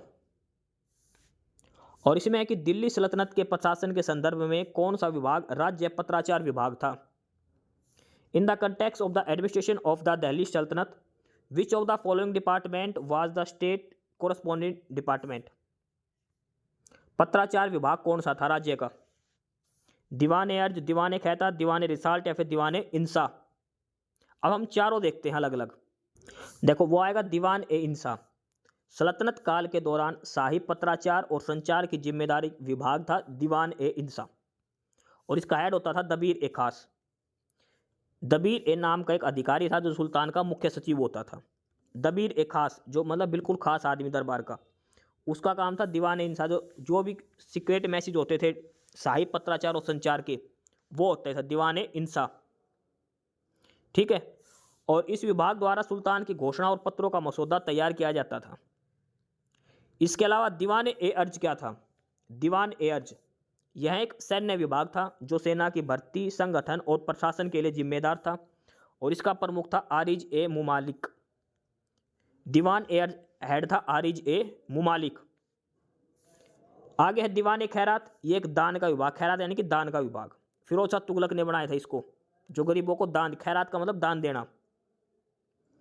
लास्ट है दीवान ए रसालत, ये विदेशी मामलों का था, फॉरेन डिपार्टमेंट या फॉरेन मिनिस्ट्री। दीवान ए रसालत, दीवान ए खैरात ये दान देने का, दीवान ए अर्ज सेना के लिए, और दीवान ए इंसा ये था पत्राचार से संबंधित। तो प्रश्न नंबर 54 का उत्तर आएगा दीवान ए इंसा, जो पत्राचार विभाग था। ऑप्शन डी उत्तर होगा दीवान ए इंसा।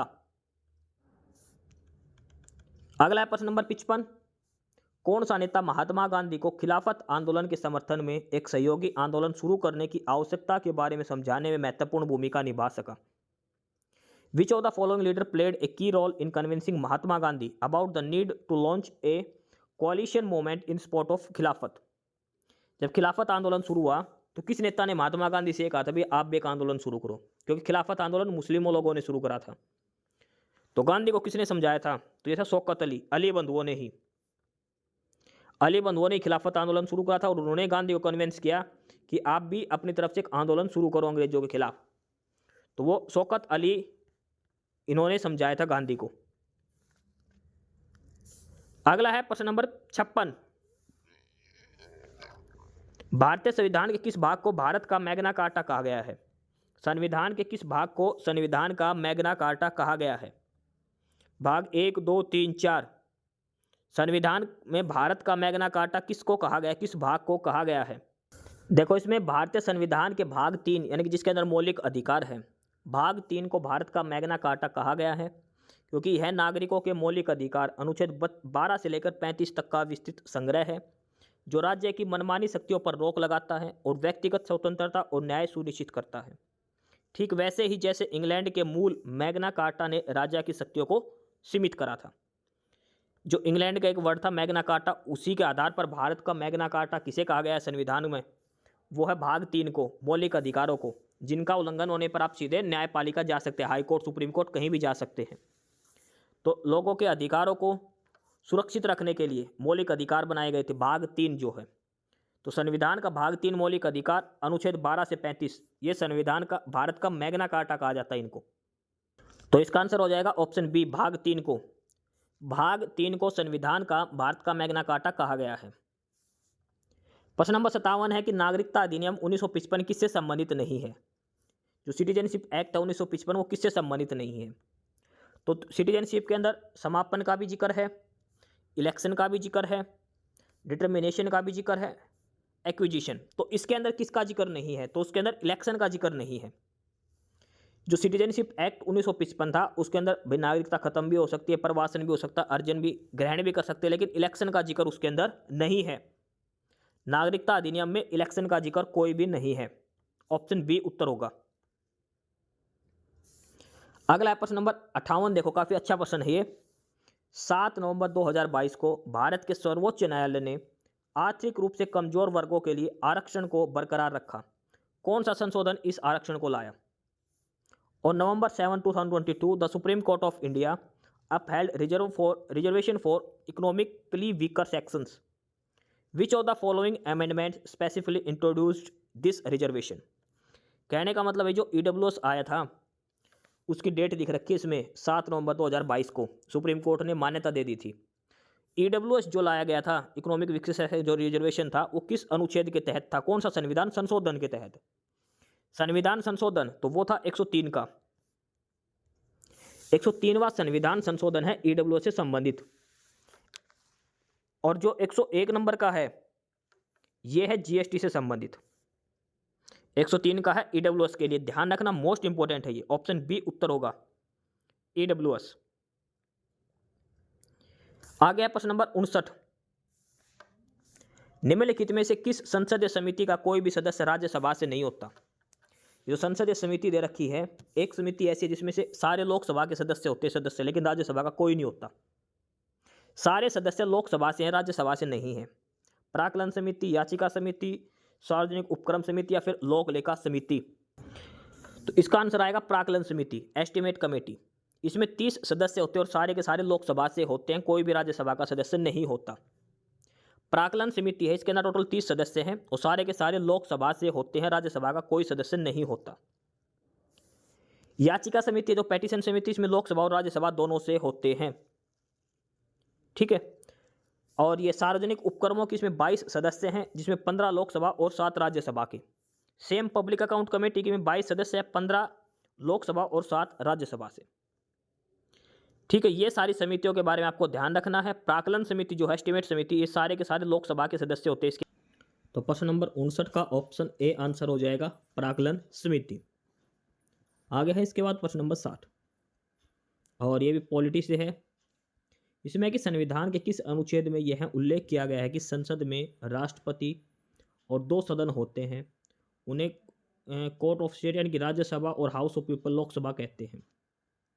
ये थोड़ा मिस्टेक है, ये इंग्लिश में देखो। Parliament consist president and house of parliament known as house of state Rajya Sabha and house of people Lok Sabha. यानी किस अनुच्छेद में ये कहा गया है कि संसद के अंदर 3 चीज़ें होंगी, एक राष्ट्रपति होगा और 2 सदन होंगे, सदन में एक लोकसभा एक राज्यसभा। ये सारी बातें संविधान के किस अनुच्छेद में हैं? तो ये है आर्टिकल 79। अनुच्छेद 79 के अंदर ये बात लिखी गई है कि पार्लियामेंट के अंदर एक राष्ट्रपति होगा और 2 हाउस होंगे, एक होगा राज्यसभा, दूसरा होगा लोकसभा। ऑप्शन ए उत्तर हो जाएगा इसका। आगे है प्रश्न नंबर 61। कोणार्क नृत्य महोत्सव भारत के किस राज्य में मनाया जाता है? कोणार्क नृत्य महोत्सव, तो देखो कोणार्क का सूर्य मंदिर कहाँ है? उड़ीसा में। तो यही जो कोणार्क का मंदिर है, यहाँ पर ही कोणार्क नृत्य उत्सव आयोजित किया जाता है। कोणार्क डांस फेस्टिवल उड़ीसा के अंदर, कोणार्क डांस फेस्टिवल उड़ीसा के अंदर आयोजित किया जाता है। प्रश्न नंबर 62 है, किस त्योहार को विजय उत्सव के नाम से मनाया जाता है? फेस्टिवल, विक्ट्री फेस्टिवल के रूप में, और यह मनाया जाता है हम्पी महोत्सव। हम्पी महोत्सव तमिलनाडु के अंदर, हम्पी के जो रथ मंदिर देखे होंगे आपने, तो वहाँ पर जो हम्पी महोत्सव है ये विजय उत्सव के रूप में मनाया जाता है। पुष्कर मेला राजस्थान के अंदर होता है, कोणार्क का ये उड़ीसा में। अगला है प्रश्न number 63। The god of small things, इसके राइटर कौन है? The god of small thing काफ़ी प्रसिद्ध किताब है ये, अरुंधति रॉय की। अरुंधति रॉय की प्रसिद्ध किताब है the god of small things. Option C इसका आंसर हो जाएगा प्रश्न नंबर 63 का। इस क्लास की पीडीएफ के लिए आपको हमारा टेलीग्राम चैनल ज्वाइन करना है, knowledge hub 7900, link description box में दिया है। काफ़ी सारी अपडेट्स, काफ़ी सारा स्टडी मटेरियल आपको यहाँ पर मिलेगा, बहुत सारी पीडीएफ आपको यहाँ पर देखने को मिलेगी। नॉलेज हब टेलीग्राम चैनल जरूर ज्वाइन करें। आ गया प्रश्न नंबर 64। G20 का गठन कब हुआ? देखो G20 का मतलब होता है ग्रुप, जी का मतलब होता है ग्रुप, ग्रुप ऑफ 20। स्टार्ट में इसके अंदर 20 सदस्य थे, इसलिए इसका नाम G20 रखा गया था। तो G20 का गठन क्यों हुआ, कब हुआ, ये चीज़ हम देखेंगे इसमें। देखो G20 ग्रुप ऑफ 20 की स्थापना 1999 में एशियाई वित्तीय संकट के बाद वित्त मंत्रियों और केंद्रीय बैंक गवर्नरों के लिए एक मंच के रूप में हुई थी। 1999 में हुई थी, ध्यान रखना, ग्रुप ऑफ 20। इसका उद्देश्य है वैश्विक आर्थिक स्थिरता को बढ़ावा देना, और पहला जो इसका शिखर सम्मेलन हुआ था 2008 में अमेरिका के वाशिंगटन डीसी में हुआ था। G20 2008 में पहला सम्मेलन हुआ था वाशिंगटन डीसी में, अमेरिका के अंदर। 1999 में इसकी स्थापना की गई थी, ग्रुप ऑफ 20। तो G20 का गठन कब हुआ था? 1999 के अंदर। ऑप्शन सी उत्तर हो जाएगा। प्रश्न नंबर 65 है, भूटान की राजधानी क्या है? भूटान, तो भूटान की राजधानी है थिम्पू। भूटान की राजधानी थिम्पू। ढाका बांग्लादेश की है, बीजिंग चाइना की है। एक नेपाल की पूछते हैं, नेपाल की है काठमांडू। तो भूटान की राजधानी क्या है? थिम्पू। ऑप्शन ए उत्तर हो जाएगा। अगला प्रश्न नंबर 66, भारत का पहला सैटेलाइट कब लॉन्च हुआ? पहला सैटेलाइट भारत का क्या नाम था उसका? आर्यभट्ट। भारत का पहला सैटेलाइट, उसका क्या नाम था? आर्यभट्ट नाम था। और लॉन्च कब हुआ था ये? तो ये हुआ था 19 अप्रैल 1975 को। पहला सैटेलाइट जो लॉन्च हुआ था भारत का वो हुआ था 19 अप्रैल 1975 को। ऑप्शन डी आंसर हो जाएगा। प्रश्न नंबर 67। अब यहाँ से हमारे सवाल शुरू होंगे गणित के और रीजनिंग के। अब जो प्रश्न करेंगे हम वो गणित और रीजनिंग दोनों के करेंगे। प्रश्न नंबर 67 गणित का पहला सवाल है कि प्रतिवर्ष साधारण ब्याज की एक निश्चित दर पर जो निवेश किया गया एक मूलधन 7 साल में हो जाता 14,522 और 11 साल में हो जाता 18,906। तो मूलधन बताओ भाई। मान लो हमने 100 रुपये इन्वेस्ट करे थे, मान लो, तो 7 साल में हो गए 14,522 7 साल में, और 11 साल में हो गए ये 18,906। तो ये बताओ जो हमने शुरू में इन्वेस्ट करे थे जो 100 रुपये वो कितने थे? एक्स मान लो भाई, एक्स इन्वेस्ट करे थे। 7 साल में 14,522 हो गए, 11 साल में 18,906। सबसे पहली बात तो इसमें साधारण ब्याज दे रखा है, दे रखा ना साधारण ब्याज। देखो 11 साल में हो गया 18,906 और 7 साल में था 14,522। तो अब ये देखो 4 साल में कितना बढ़ गया, 4 साल में कितना बढ़ गया? तो 18,906 में से 14,522 घटा दो, 14,000 522 घटा दो इसमें से, तो 14,522 जाएगा इसमें से, तो ये बचेगा 4484 रुपया। 4 साल में हमें इतना ब्याज मिला है। कितने साल में? 4 साल में। अब ये साधारण ब्याज है तो हर साल बराबर ब्याज मिलेगा, तो 1 साल का ब्याज निकालें तो कितना आएगा? 4 एकम 4 यानी कि 1121 रुपया। 1 साल का ब्याज हो गया 1121 रुपया, यानी कि हर साल 1121 रुपया ब्याज मिला है। अब देखो ये राशि 7 साल में इतनी हुई है ना, तो 7 साल में ब्याज कितना लगा होगा? इसका 7 गुना। 1 साल में 1121 रुपया ब्याज है हमारा, आ गया। तो 7 साल का ब्याज कितना होगा? 7 से गुना करेंगे तो 7 एकम 7, 7 दूनी 14, 7 एक 8, 7 एकम 7, 7847 रुपया। 7 साल का ब्याज हो गया। साधारण ब्याज है तो इसमें कोई दिक्कत वाली बात है नहीं, सीधा सीधा लगेगा। हर साल 1121 के हिसाब से 7 साल का ब्याज हो गया 7,847 रुपया। तो 7 साल का ब्याज लग गया 7,847 रुपया। 7 साल बाद ब्याज समेत टोटल रुपये कितने हो गया था? मिश्रधन हो गया था 14,522 रुपया। तो कितना हो गया? इसमें से घटा दो, ऊपर का मूलधन आ जाएगा वो। ठीक है, ये शायद थोड़ी सी गुणा भाग में गलती हो गई होगी, और इसका उत्तर आएगा 6,850 या 6,750, ये चेक करने एक बार। अगला है प्रश्न नंबर 68। एक गोले का पृष्ठ क्षेत्रफल बताओ जिसका व्यास है 52 centimetre. Surface area of sphere, sphere का सरफेस एरिया क्या होता है? 4πr²। डायमीटर दे दिया 52, तो रेडियस क्या हो जाएगी? 52/2, कितनी होगी रेडियस? 26। उत्तर देखो पाई में है तो पाई छेड़ना ही नहीं है। 4 गुणा 26 गुणा 26 ये करना है। 26 26 करेंगे तो कितना आएगा? 676। इसको 4 से गुणा कर दो तो 6 चौक 24 और 7 चौक 28, 29 30, 6 चौक 24, 25 26 27, कितना आ गया? 2704 पाई, यानी कि ऑप्शन ए उत्तर हो जाएगा। भाई देखो फार्मूला क्या है हमारा? 4πr²। उत्तर पाई में दे रखा तो पाई तो हमने हटा दिया, अब बच गया 4 इंटू में r²। आर होती है त्रिज्या, डायमीटर का आधा, डायमीटर 52 था, त्रिज्या होगी 26, तो 4 गुणा 26 गुणा 26, 26 गुणा 26 होते 676। 676 को 4 से गुणा करें कितना आएगा? 2704। पाई साथ में था तो इसका सरफेस एरिया हो जाएगा 2704 pi centimetre square. Option A उत्तर हो जाएगा इसका। अगला है सवाल नंबर 69। एक कारखाने में पुरुष श्रमिकों की संख्या का 48%, महिलाओं की संख्या का 2/3 है, तो पुरुष और महिलाओं का अनुपात बताओ।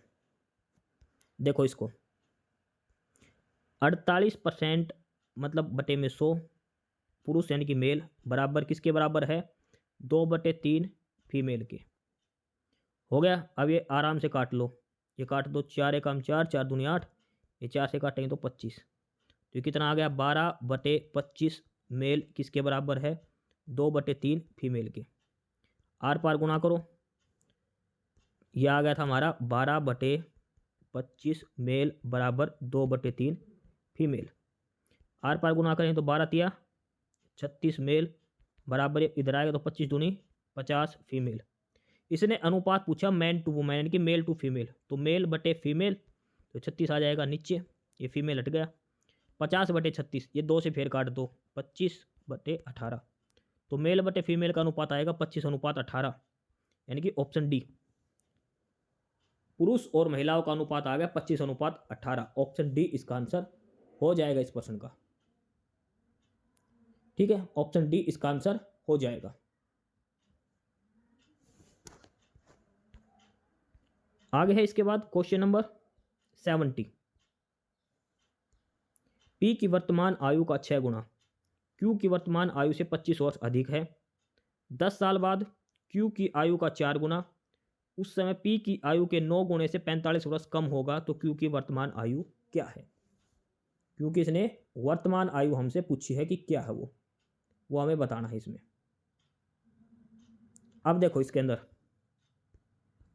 या तो इसका देखो, अगर आपके पास थोड़ा सा टाइम है तो आप ऑप्शन से कोई भी एक उत्तर मान के चलो और एक इक्वेशन पुट करके देख लो।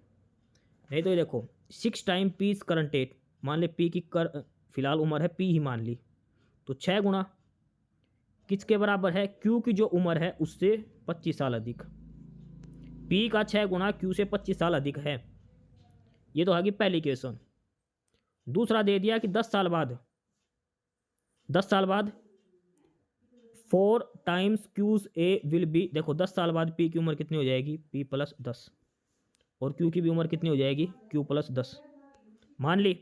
अब आगे कह रखा है कि 10 साल बाद 4 टाइम क्यूज ए, 10 साल बाद जो क्यू की उम्र है उसका 4 गुना, will be 45 less than 9 times, और इससे 45 लेस, इसके बराबर आएगा। 9 इंटू में पी प्लस 10 माइनस 45 बराबर 4 इंटू में क्यू प्लस 10। अब हमें पी का मान निकालना, what is Q's value, Q की वैल्यू पूछे ना, तो पी का मान यहाँ पे रख दो। 6p है तो पी कितना आएगा, इसके बटे में 6, तो सारी इक्वेशन क्यू के फॉर्म में निकालनी है फिर हमें। ये देखो पहली क्वेश्चन ये बनी थी 6p बराबर क्यू प्लस 25, तो यहाँ से क्यू का मान निकाल लिया 6p माइनस 25 यहाँ से। इसके बाद दूसरी जो कंडीशन दे रखी थी कि भाई 10 साल बाद पी के 10 साल बाद क्यू का 10 साल का 4 गुना, इसके 9 गुने से 45 कम होगा, तो यहाँ से जब हमने ये दूसरी क्वेश्चन बनाई थी, ये हमारी दूसरी क्वेश्चन बनी थी 4 ब्रैकेट में क्यू प्लस 10 बराबर 9p प्लस 10 माइनस 45। अब क्यू का मान ऊपर है 6p माइनस 25, तो यहाँ पर हमें रख देना 6p माइनस 25 क्यू की जगह, और क्यू का मान जब हम रखेंगे तो ये हमारी इक्वेशन बनेगी 6p माइनस 25 रखते ही ये सारा p का एक साइड कर लो, 24p माइनस 9p बराबर 45 प्लस 16, और यहाँ से जब हम p का मान निकालेंगे तो p का मान आएगा 7। p की उम्र आ गई 7 साल, लेकिन उसने हमसे पूछे q की उम्र, तो q की उम्र के लिए हम जो ये पहली इक्वेशन थी ये वाली q बराबर 6p माइनस 25, यहाँ हम p का मान रख देंगे 7, ठीक है। तो p का मान 7 रखेंगे तो कितना आ जाएगा, 6 गुना 7 माइनस 25, यानी कि 6 7 42, 42 माइनस 25, और 42 में से 25 गया तो कितना आएगा, 17 साल। तो इसने क्यू की प्रेजेंट एज पूछे तो कितनी आ जाएगी, 17 साल। अगर पी की पूछता तो पी की कितनी थी, 7 साल। दोनों हमने इसमें निकाल ली है। तो सवाल नंबर 70 में क्यू की वर्तमान आयु पूछी है तो वो कितनी आ जाएगी, ऑप्शन डी 17 साल आ जाएगी। कितनी आएगी, 17 साल। अगला है सवाल नंबर 71, चोर और पुलिस का। ये सवाल हर पेपर में देखने को मिलेगा आपको। एक पुलिसकर्मी को 200 मीटर की दूरी पर एक चोर दिखाई देता है। नजर पड़ते ही चोर भागने लगता है और पुलिसकर्मी उसका पीछा करता है। चोर की स्पीड है 10 किलोमीटर प्रति घंटा और पुलिस वाले की स्पीड है 11 किलोमीटर प्रति घंटा। पुलिसकर्मी द्वारा पीछा करने के 6 मिनट बाद उनके बीच की दूरी कितनी रहेगी। भाई 200 मीटर का गैप था, चोर 200 मीटर आगे था, पुलिस वाला भागने लगा 11 की स्पीड से, चोर भाग रहा 10 की स्पीड से। 6 मिनट भागने के बाद उनके बीच की दूरी कितनी बचेगी। तो सीधी सी बात है, देखो सबसे पहली बात 200 मीटर का गैप था, पुलिस वाले की स्पीड 11 है, चोर की 10 है, तो पुलिस वाले की स्पीड से तेज भाग रहा तो मतलब उत्तर आएगा वो 200 से कम ही आएगा। तो इसमें तो खैर कोई भी ऑप्शन 200 से ज़्यादा नहीं दे रखा, कई बार पेपर में ऐसे ऑप्शन दे देता है 200 से फालतू, तो वो ऑप्शन तो ऐसे ही एलिमिनेट हो जाएंगे। अब इसमें देखो इनकी स्पीड का फ़र्क, चोर की स्पीड है 10 किलोमीटर प्रति घंटा, पुलिस वाले की है 11, तो इनकी मतलब पुलिस कितनी स्पीड से फालतू भाग रहा है, 1 किलोमीटर प्रति घंटा। भाई चोर 10 की स्पीड से, पुलिस वाला 11 की स्पीड से, तो 1 किलोमीटर प्रति घंटा फालतू चल रहा है पुलिस वाला। 1 किलोमीटर प्रति घंटा का मतलब क्या है कि 60 मिनट के अंदर पुलिस वाला कितनी दूर भाग लेगा, 1000 मीटर। भाई 1 किलोमीटर प्रति घंटा का मतलब है कि 1 घंटे में 1 किलोमीटर की दूरी तय करना। 1 घंटे में होती है 60 मिनट, तो 60 मिनट में कितनी दूर चलेगा पुलिस वाला, 1000 मीटर। ठीक है, 60 मिनट के अंदर 1000 मीटर का गैप कम हो जाएगा। हमें पूछा 6 मिनट के अंदर, तो 6 मिनट में से 1 जीरो हटाएंगे तो 1 जीरो इधर से हट जाएगी, तो 6 मिनट में कितनी दूरी तय कर लेंगे, 100 मीटर। टोटल दूरी कितनी थी दोनों के बीच में, 200 मीटर की। 100 मीटर 6 मिनट में गैप कम हो गया तो कितना गैप बचेगा, 100 मीटर का। तो 6 मिनट बाद में दोनों के बीच में कितना गैप बचेगा, 100 मीटर का गैप बचेगा। इनकी जो रिलीवेंट स्पीड है वो निकाल लो, जो तेज ज़्यादा में से कम घटा दो तो 1 किलोमीटर बचेगी। 1 किलोमीटर प्रति घंटा का मतलब क्या है कि 1 घंटे में 1 किलोमीटर की दूरी तय करना, यानी कि 60 मिनट में 1000 मीटर। तो 6 मिनट में पूछा कितनी आएगी, 100 मीटर।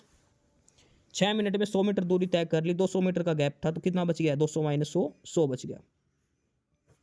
सवाल नंबर 72 है आगे, और सवाल नंबर 72 में दिया है, ये आंकड़े दे रखे हैं अलग अलग, 5, 3, 24, 18, 35 और 16। इनकी माध्यिका बताओ, मीडियन।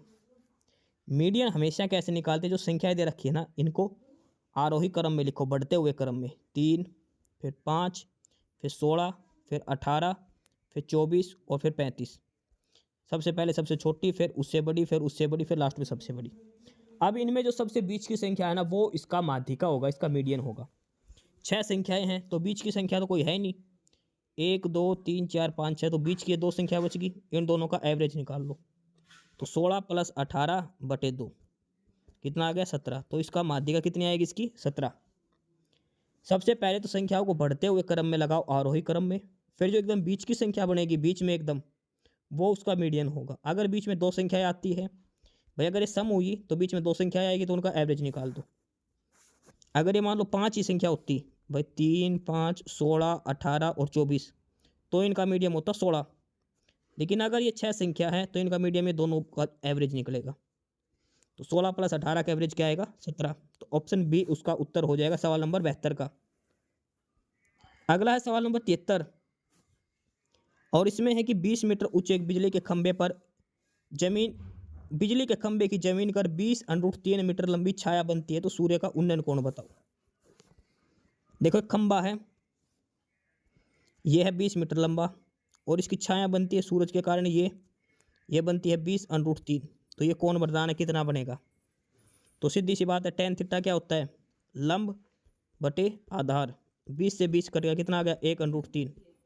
tan थीटा 1/√3 कितने पे होता है 30 डिग्री पर, तो थीटा का मान कितना आएगा 30 डिग्री। तो सूर्य का उन्नयन कोण कितना आएगा 30 डिग्री। ऑप्शन ए इसका उत्तर हो जाएगा सवाल नंबर 73 का। अगला देखो सवाल नंबर 74, 200 और 500 के बीच कितनी संख्या है 3 4 और 5 से पूर्णतः विभाज्य है।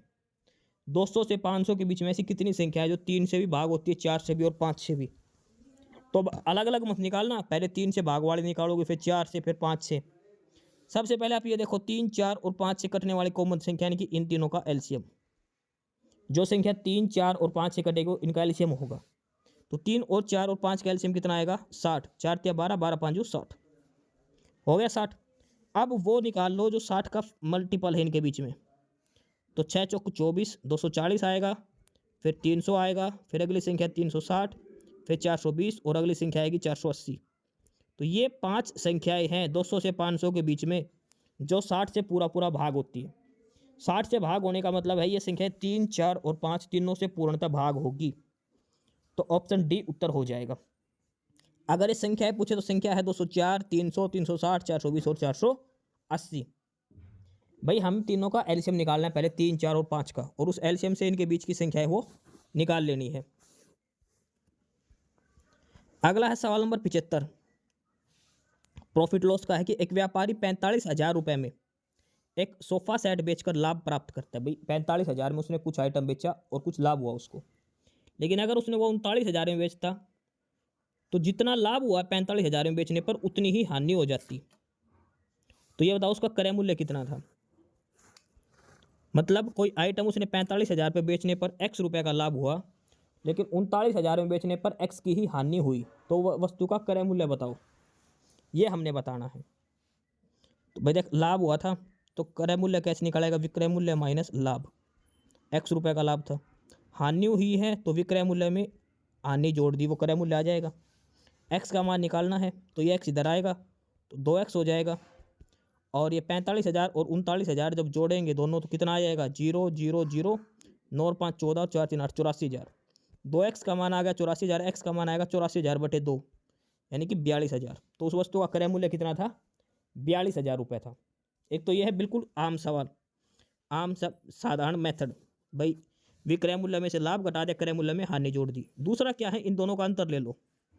अंतर कितना है 6,000 का। भाई लाभ और हानि बराबर है तो इसको 2 से भाग कर दो, इसमें कितना गैप आ गया 3,000 का। ठीक है 3,000 का आ गया, तो मतलब ये विक्रय मूल्य 3,000 फालतू था और इससे कम था। तो 39 में 3,000 जोड़ दो, 45 में 3 घटा दो, कितना आएगा 42,000। ऑप्शन डी इसका उत्तर हो जाएगा 42,000 रुपये उसका क्रय मूल्य था। आगे है सवाल नंबर 76, और इसमें दिया है 40 कारीगर 100 मीटर लंबी सड़क की मरम्मत का काम 50 दिन में पूरा करते हैं। उसी काम को 40 दिन में पूरा करने के लिए कितने अतिरिक्त कारीगरों की आवश्यकता होगी। देखो इसमें पूछा अतिरिक्त, यानी कि 40 के अलावा और कितने चाहिए।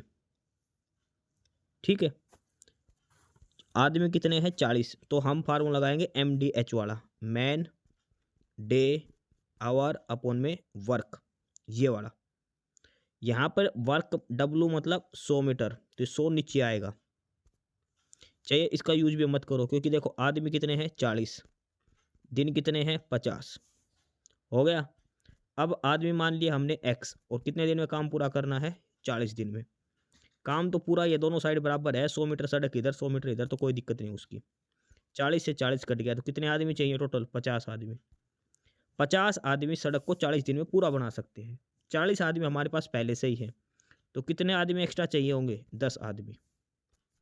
इसने पूछा कितने अतिरिक्त आदमियों की एडिशनल वर्कर की जरूरत है, तो टोटल 50 चाहिए, 10 हमारे पास पहले से हैं, तो अतिरिक्त कितने बच गए, सॉरी 40 हमारे पास पहले से हैं, तो अतिरिक्त बच गए 10।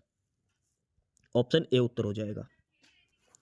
सवाल नंबर 73 दिया है, कितने साल में 10,000 की राशि 8% प्रति वर्ष की दर से 1600 रुपये का साधारण ब्याज। देखो सिंपल इंटरेस्ट का है, समय निकालना तो सीधा सा एक फार्मूला है, ब्याज गुणा में 100 बटे में मूलधन गुणा में दर, सीधा सा फार्मूला है नहीं ये। या फिर आपको वो भी नहीं आता तो इतना तो होगा PRT/100। तो इंटरेस्ट दे रखा कितना 1600 गुणा में 100, ये 100 ऊपर चला जाएगा, बटे में प्रिंसिपल कितना दे दिया 10,000, गुणा में रेट ऑफ इंटरेस्ट 8%। टाइम निकाल लें, 4 जीरो से 4 जीरो कट जाएगी, 8 दूनी 16, तो समय कितना आ जाएगा 2 वर्ष। ऑप्शन ए उत्तर हो जाएगा 2 साल। अगला सवाल नंबर 78, x प्लस वाई का मान है 5, x गुणा वाई है 18, तो x cube plus Y cube बताओ। x cube plus Y cube आपको बतानी है, ठीक है, ये आपको इसमें बताना है क्या आएगा यहाँ पर। अब इसमें देखो x प्लस वाई का होल क्यूब का फार्मूला देखो क्या होता है, a क्यूब जमा b क्यूब जमा 3ab इंटू में a प्लस b, ये फार्मूला है, हमें ये निकालना है। x प्लस वाई का मान दे रखा 5, तो 5 की क्यूब कितना हो जाएगा 125, बराबर ये हमें निकालना है x cube plus Y cube plus 3xy into X plus Y, तो x प्लस वाई का मान कितना है 5, और x गुणा वाई का मान कितना 18 गुणा में 3, 3 गुणा 18 गुणा 5, तो 18 54, 54 गुणा 5 करें कितना आएगा 5 चौक 20, 5 5 25 26 27 270। X cube plus Y cube निकालना है तो 270 इधर आ जाएगा, यानी कि 125 माइनस 270, और 125 में से 270 गए तो कितना बचेगा माइनस का 145, ये उत्तर बचेगा।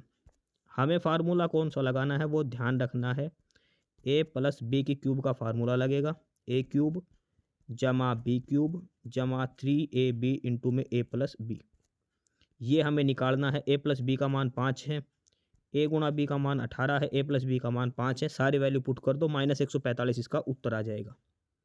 ऑप्शन बी इसका आंसर हो जाएगा सवाल नंबर 78 का।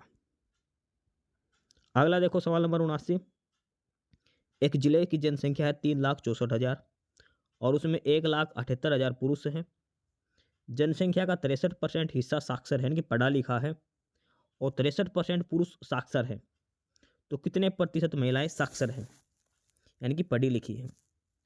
अब ये सवाल है ना, ये आपका डाटा कंफ्यूज करने के लिए दे रखा है, बिल्कुल आसान सवाल है, एकदम सिंपल समझने का।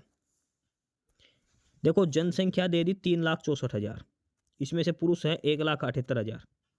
अब कई तो क्या करेंगे भाई, 364 टोटल जनसंख्या दे दी, 178 दे दिए पुरुष, तो महिलाओं की जनसंख्या निकालने बैठ जाएंगे। महिलाओं की जनसंख्या निकालेंगे भाई, इतनी बच गई महिलाओं की, 1,86,000 महिला बच गई। अब इस चीज़ का कहीं कोई यूज नहीं होना है, महिलाओं की जनसंख्या नहीं निकाल, चाहे यहाँ पे 3 करोड़ दे दो, यहाँ पे 1.5 करोड़ दे दो, कोई मतलब नहीं है। देखो ओवरऑल पॉपुलेशन कितनी पढ़ी लिखी है 63% है, पुरुष अकेले कितने हैं 63%।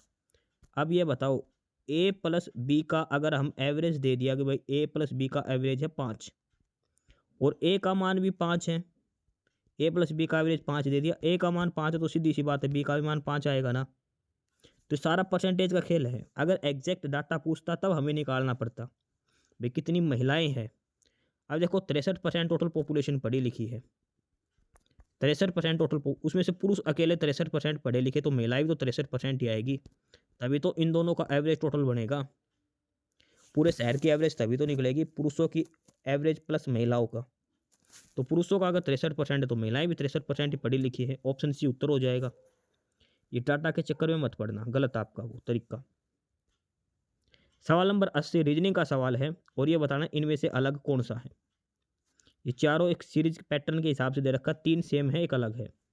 ये देखो 11 का स्क्वायर, 14 का स्क्वायर, ये 12 का और 15 का, ये देखो 83 किसी का भी स्क्वायर नहीं है, तो ऑप्शन सी अलग हो जाएगा। बाकी सारी संख्याएं स्क्वायर है, ये 4 का स्क्वायर, ये 7 का स्क्वायर। इसमें पहली संख्या तो 6 का स्क्वायर है, लेकिन 83 किसी का भी स्क्वायर नहीं बनता। बाकी सारी संख्याएं स्क्वायर हैं, तो ऑप्शन सी इसका आंसर हो जाएगा, जो सबसे अलग दिया है इसमें। अगला देखो, ये सीरीज दे रखी है और इस सीरीज के आधार पर हमें बताना आगे क्या आएगा। डी से आई, आई से एल, एल से क्यू, क्यू से, देखो डी से I, D E F G H I, I से एल +3, एल से क्यू फिर +5, क्यू से टी फिर +3, टी से वाई फिर +5, वाई से बी फिर +3, बी से जी फिर +5 और जी से फिर +3 करके क्या आएगा, जी एच आई जे। समझ गए क्या पैटर्न लगा है इसके अंदर? इसके अंदर पैटर्न लगा है +5, फिर आगे +3, फिर +5, फिर +3, फिर +5, फिर +3, ऐसे। तो जी के बाद +3 तो क्या आएगा, जे। ऑप्शन ए उत्तर हो जाएगा जे। आगे है सवाल नंबर 82। सवाल नंबर 82 में क्या रखा है कि जो श्रृंखला दे रखी है, ये जो सीरीज दे रखी है, इसमें हमने वो दो ढूंढने हैं, ये रहे सारे, जिसके पहले 3 नहीं है लेकिन तुरंत बाद 4 हैं। तो वो दो देखो जिसके तुरंत बाद में 4 हैं, उसके बाद हम उनको हटा देंगे, जिसके पीछे 3 है वो हटा देंगे। 2 से पहले 3 नहीं होना चाहिए, लेकिन उसके बाद 4 होना चाहिए। 2 के बाद 4 हैं, 2 के बाद 4 हैं, और कहाँ है, 2 के बाद 4, 2 के बाद 4, 2 के बाद 4, यही है ना 2 के बाद 4 वाले। अब इसने कहा कि एक ये रहा 2 के बाद 4। अब इसने कहा है कि वो 2 हटा दो, उससे पहले 3 नहीं होना चाहिए। इससे पहले 3 है, नहीं है, तो एक ये हो गया। इससे पहले 3 है तो ये हटा दिया। इससे पहले भी 3 है, ये भी हटा दिया। इससे पहले 3 है, ये भी हटा दिया। इससे पहले 3 नहीं है, एक ये हो गया दूसरा। इससे पहले 3 है, ये भी हटा दिया। तो केवल ऐसी 2 ही संख्याएं हैं, 2 बार ही ऐसा 2 है जिसके बाद में 4, इससे पहले 3 नहीं है, यानी कि ऑप्शन ए उत्तर हो जाएगा। क्या उत्तर होगा, ऑप्शन ए। सवाल नंबर 83, ये सर्कल दे रखे हैं अलग अलग, इनमें जो पैटर्न लगा हुआ सेम लास्ट वाले में लगा है, तो यहाँ पे क्या आएगा वो बताओ। अब देखो ध्यान से, 23 और 26 को जोड़ें कितना बनेगा, 49, और ये है 7, यानी कि 7 का स्क्वायर 49 होता है। 53 और 28 जोड़ें कितना बनेगा, 81, इसका रूट होगा 9, यानी कि 9 का स्क्वायर 81 है। 17 और 8 कितना हो गया, 25, 25 किसका स्क्वायर होता है, 5 का। तो क्या आएगा यहाँ पे, 5। ऑप्शन डी उत्तर हो जाएगा। सवाल नंबर 83 का ऑप्शन डी उत्तर हो जाएगा, 5। पैटर्न आपको बता दिया है। अगला सवाल है, ये डायरेक्शन का है, और डायरेक्शन का सवाल करने से पहले आपको ऐसे डायरेक्शन बना लेना, नॉर्थ, साउथ, वेस्ट, ईस्ट। अब देखो, यदि साउथ ईस्ट पश्चिम बन जाता है, साउथ ईस्ट ये वाला हिस्सा, इसको बना दिया वेस्ट, बना दिया, और उत्तर पूर्व दक्षिण बन जाता है, नॉर्थ ईस्ट है वो दक्षिण बन गया। अब इससे क्या मतलब हुआ, इसका मतलब है कि कितना डिग्री घुमा दिया हमने, पहले पश्चिम इधर था 90 और 45, 135 डिग्री घुमा दिया हमने एंटी क्लॉकवाइज। पश्चिम इधर था, घूम के इधर आ गया। साउथ इधर था, ये एंटी क्लॉकवाइज 135 घूम गया। तो इसने पूछा ईस्ट किधर आएगा, ईस्ट ये है, ईस्ट 90 डिग्री और 45 घुमाएंगे तो इधर, यानी कि नॉर्थ वेस्ट में, नॉर्थ वेस्ट की तरफ, उत्तर पश्चिम की तरफ ईस्ट हो जाएगा, उत्तर पश्चिम की तरफ ईस्ट हो जाएगा, पूर्व दिशा। सवाल नंबर 85 दिया है, एक आदमी एक औरत से कहती है कि तुम्हारी माँ के पति, देखो तुम्हारी माँ के पति यानी कि उस आदमी का बाप की बहन, उस आदमी की बुआ मेरी आंटी है, तो वह औरत उस आदमी से किस प्रकार संबंधित है। ठीक है, ये आंटी वर्ड है ना, ये प्रॉपर गलत है। यहाँ पे आंटी का मतलब चाची भी होता है, मामी भी होता है, मौसी भी, बुआ भी। अभी देखो, खुद की यूर मदर्स हस्बैंड, माँ का हस्बैंड यानी कि उसका बाप हो गया, उसकी बहन यानी कि उस आदमी की बुआ हो गई, वो इसकी लगती है आंटी।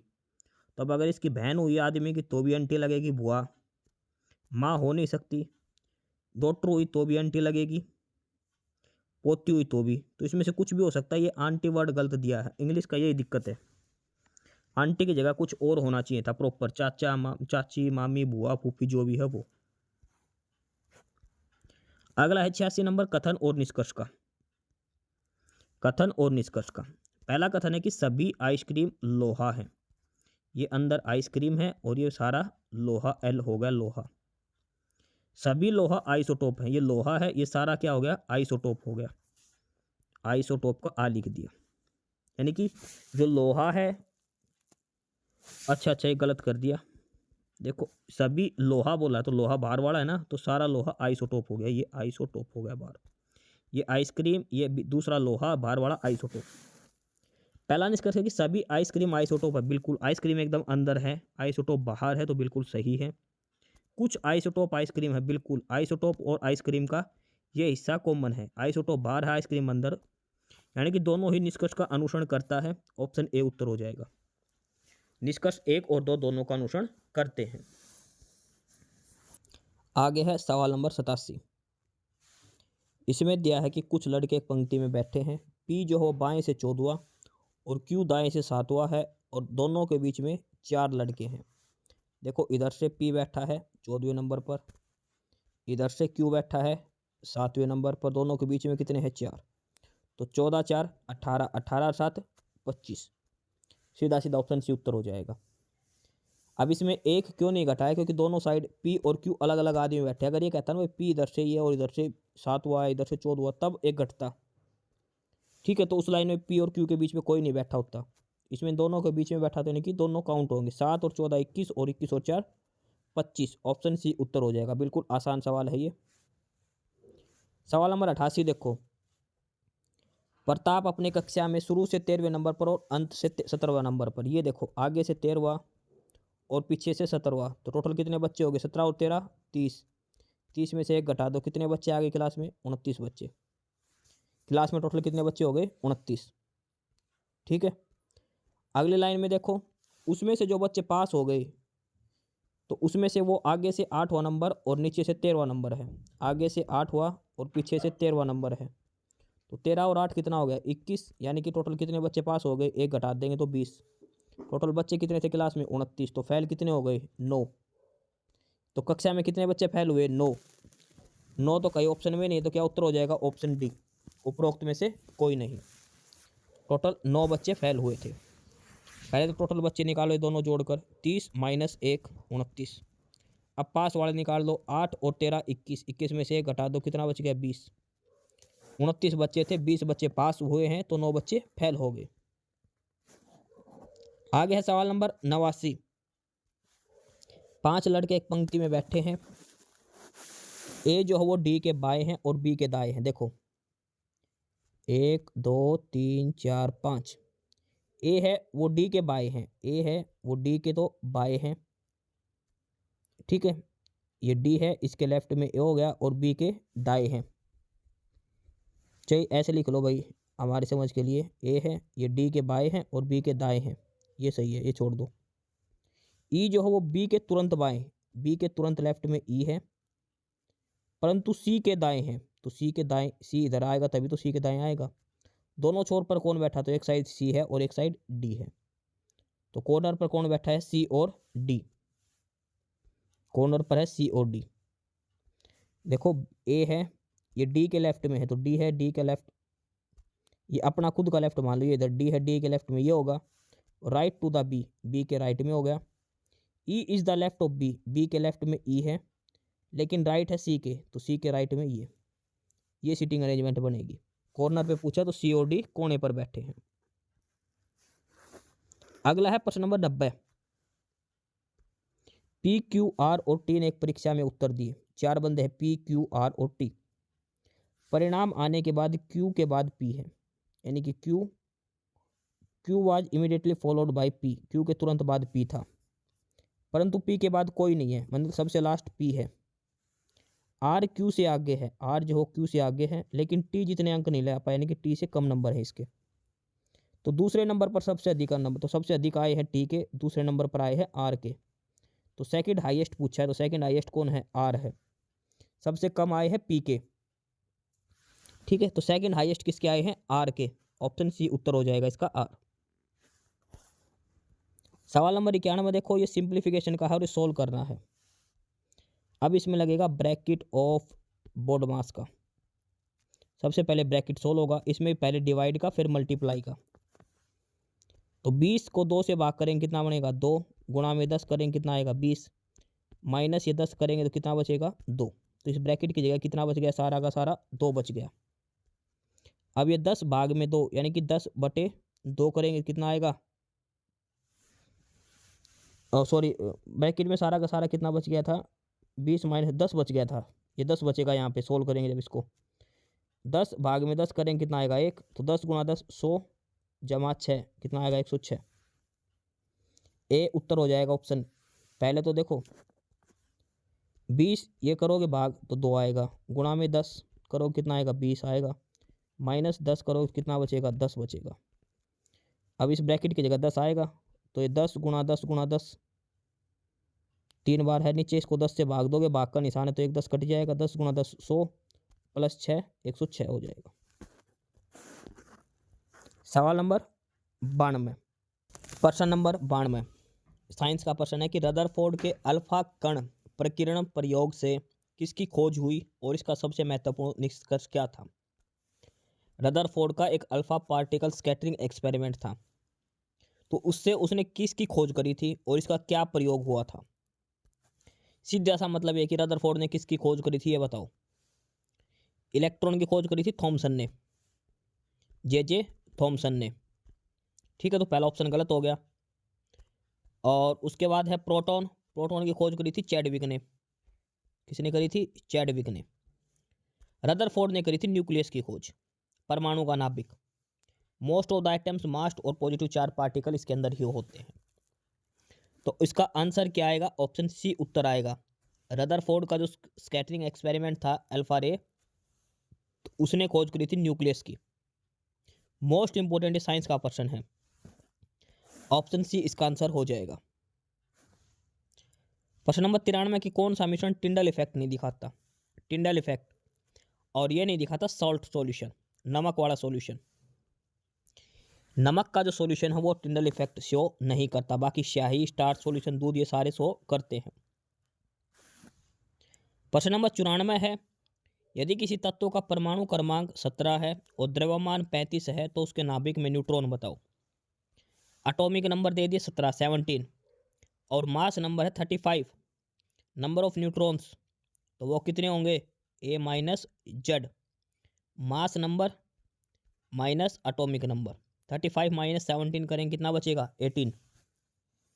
ऑप्शन बी इसका आंसर हो जाएगा 18। क्वेश्चन नंबर 95 और ये मोस्ट इंपोर्टेंट आप लगा के चलो। सब्लिमेशन क्या होता है ये पूछा है। सब्लिमेशन एक ऐसा प्रोसेस होता है जिसमें कोई डायरेक्ट सॉलिड से गैस में चेंज हो जाए। बर्फ से सीधा भाप बनना सब्लिमेशन, ऊर्ध्वपातन कहते हैं। मोस्ट इंपोर्टेंट है ये टर्म। सब्लिमेशन सॉलिड से डायरेक्ट गैस में बदलना, सॉलिड से डायरेक्ट गैस बनना सब्लिमेशन कहलाता है। आगे है 96, विभज्योतक की कोशिकाओं की मुख्य विशेषता क्या है? Meristematic cells.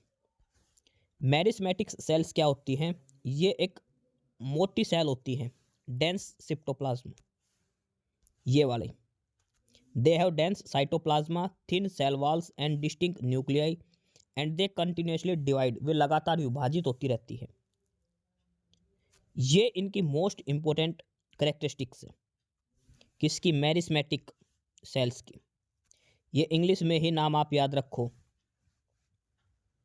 ठीक है। लगातार ये विभाजित होती रहती है, ये डेंस साइटोप्लाज्मा होता है इनके अंदर।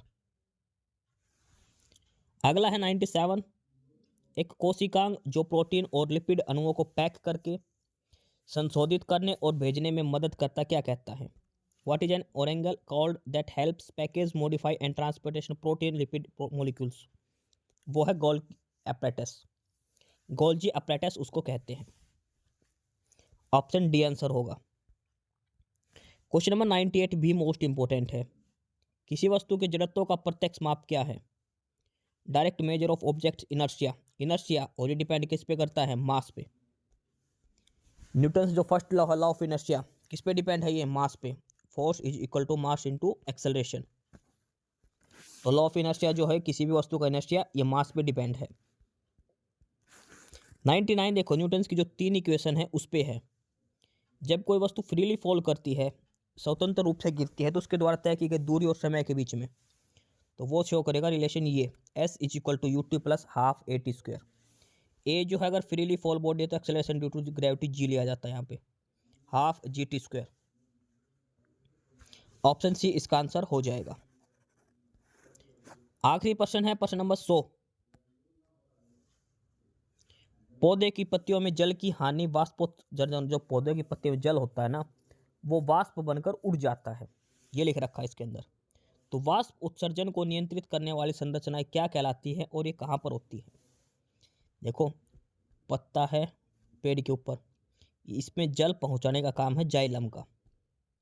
जाइलम क्या करता है? यहाँ पे जल पहुंचाता है, ठीक है। लेकिन जो जल है इन पत्तियों में वो भाप बन के उड़ जाता है, वाष्प बन के। तो इसके अंदर कुछ तो ऐसा है जो इनको वाष्प बनने से रोकता है, तभी पत्तियों में नमी होती है, हरी रहती है। ये हरी तो वैसे क्लोरोफिल से होती है, मतलब नमी रहती है इनमें। तो कौन सी ऐसी चीज़ है जो इनको रोकती है वाष्प उत्सर्जन को, और ये किस जगह पर पाई जाती है? तो देखो, ये होता है स्टोमेटा। स्टोमेटा इनके अंदर होता है, जो पत्तियों की निचली सतह पर पाया। आपने पत्ती देखी होगी, उसके नीचे ऐसे धारी सी बनी होती है, ऐसे ऐसे। तो स्टोमेटा होता है वो पत्तियों की निचली सतह पर होता है। जाइलम का काम है जल का, फ्लोएम का काम है फल का। तो यह आएगा स्टोमेटा, जो वाष्प उत्सर्जन को रोकता है, ट्रांसपिरेशन को रोकता है। ऑप्शन बी उत्तर होगा। तो ये हमारा आज का मॉक टेस्ट प्रैक्टिस सेट था। 100% थे, सभी का हमने डिटेल में सॉल्यूशन देखा है। सॉल्यूशन के साथ साथ रिटन एक्सप्लेनेशन भी हमने इसकी देखी है। और इस क्लास की पीडीएफ के लिए आपको डिस्क्रिप्शन बॉक्स में हमारे टेलीग्राम चैनल का लिंक मिलेगा। नॉलेज हब 7900 करके आपको knowledge hub Telegram channel join करना है। काफ़ी सारा स्टडी मटेरियल, काफ़ी सारी पीडीएफ आपको यहाँ पर मिलने वाली है। साथ में साइल अपडेट्स को भी यूट्यूब पर सब्सक्राइब जरूर करें। तो ये आज का हमारा मॉक टेस्ट था जो हमने करा है। 100% इसके करे हैं। Haryana police, Haryana group D और सिटी मेंस के लिए काफ़ी इंपॉर्टेंट ये रहेगा। 25% इसके अंदर हरियाणा जीके के है, कंप्यूटर है, सारा चीज़ इसके अंदर शामिल किया गया है। एस्पिरेंट्स, यही था आज की इस वीडियो में आपके लिए, ठीक है। और बाकी अगर कुछ नहीं समझ में आया या कुछ पूछना हो या फिर किसी स्पेसिफिक टॉपिक पे पूछना हो, वीडियो बनवानी हो, तो आप कमेंट बॉक्स में कमेंट कर सकते हैं, ठीक है।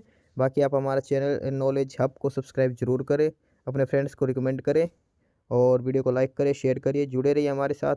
मिलते रहेंगे आपके साथ रोज़ रोज़ नए कंटेंट के साथ, नई अपडेट्स के साथ, ठीक है। और चैनल को शेयर जरूर करें अपने फ्रेंड्स के साथ। एक बार फिर से जो एस्पिरेंट्स, जो कैंडिडेट्स नए हैं, वो चैनल को सब्सक्राइब जरूर करें, अपने चैनल नॉलेज हब, ठीक है। मिलते हैं नई अपडेट्स के साथ, तब तक के लिए बाय।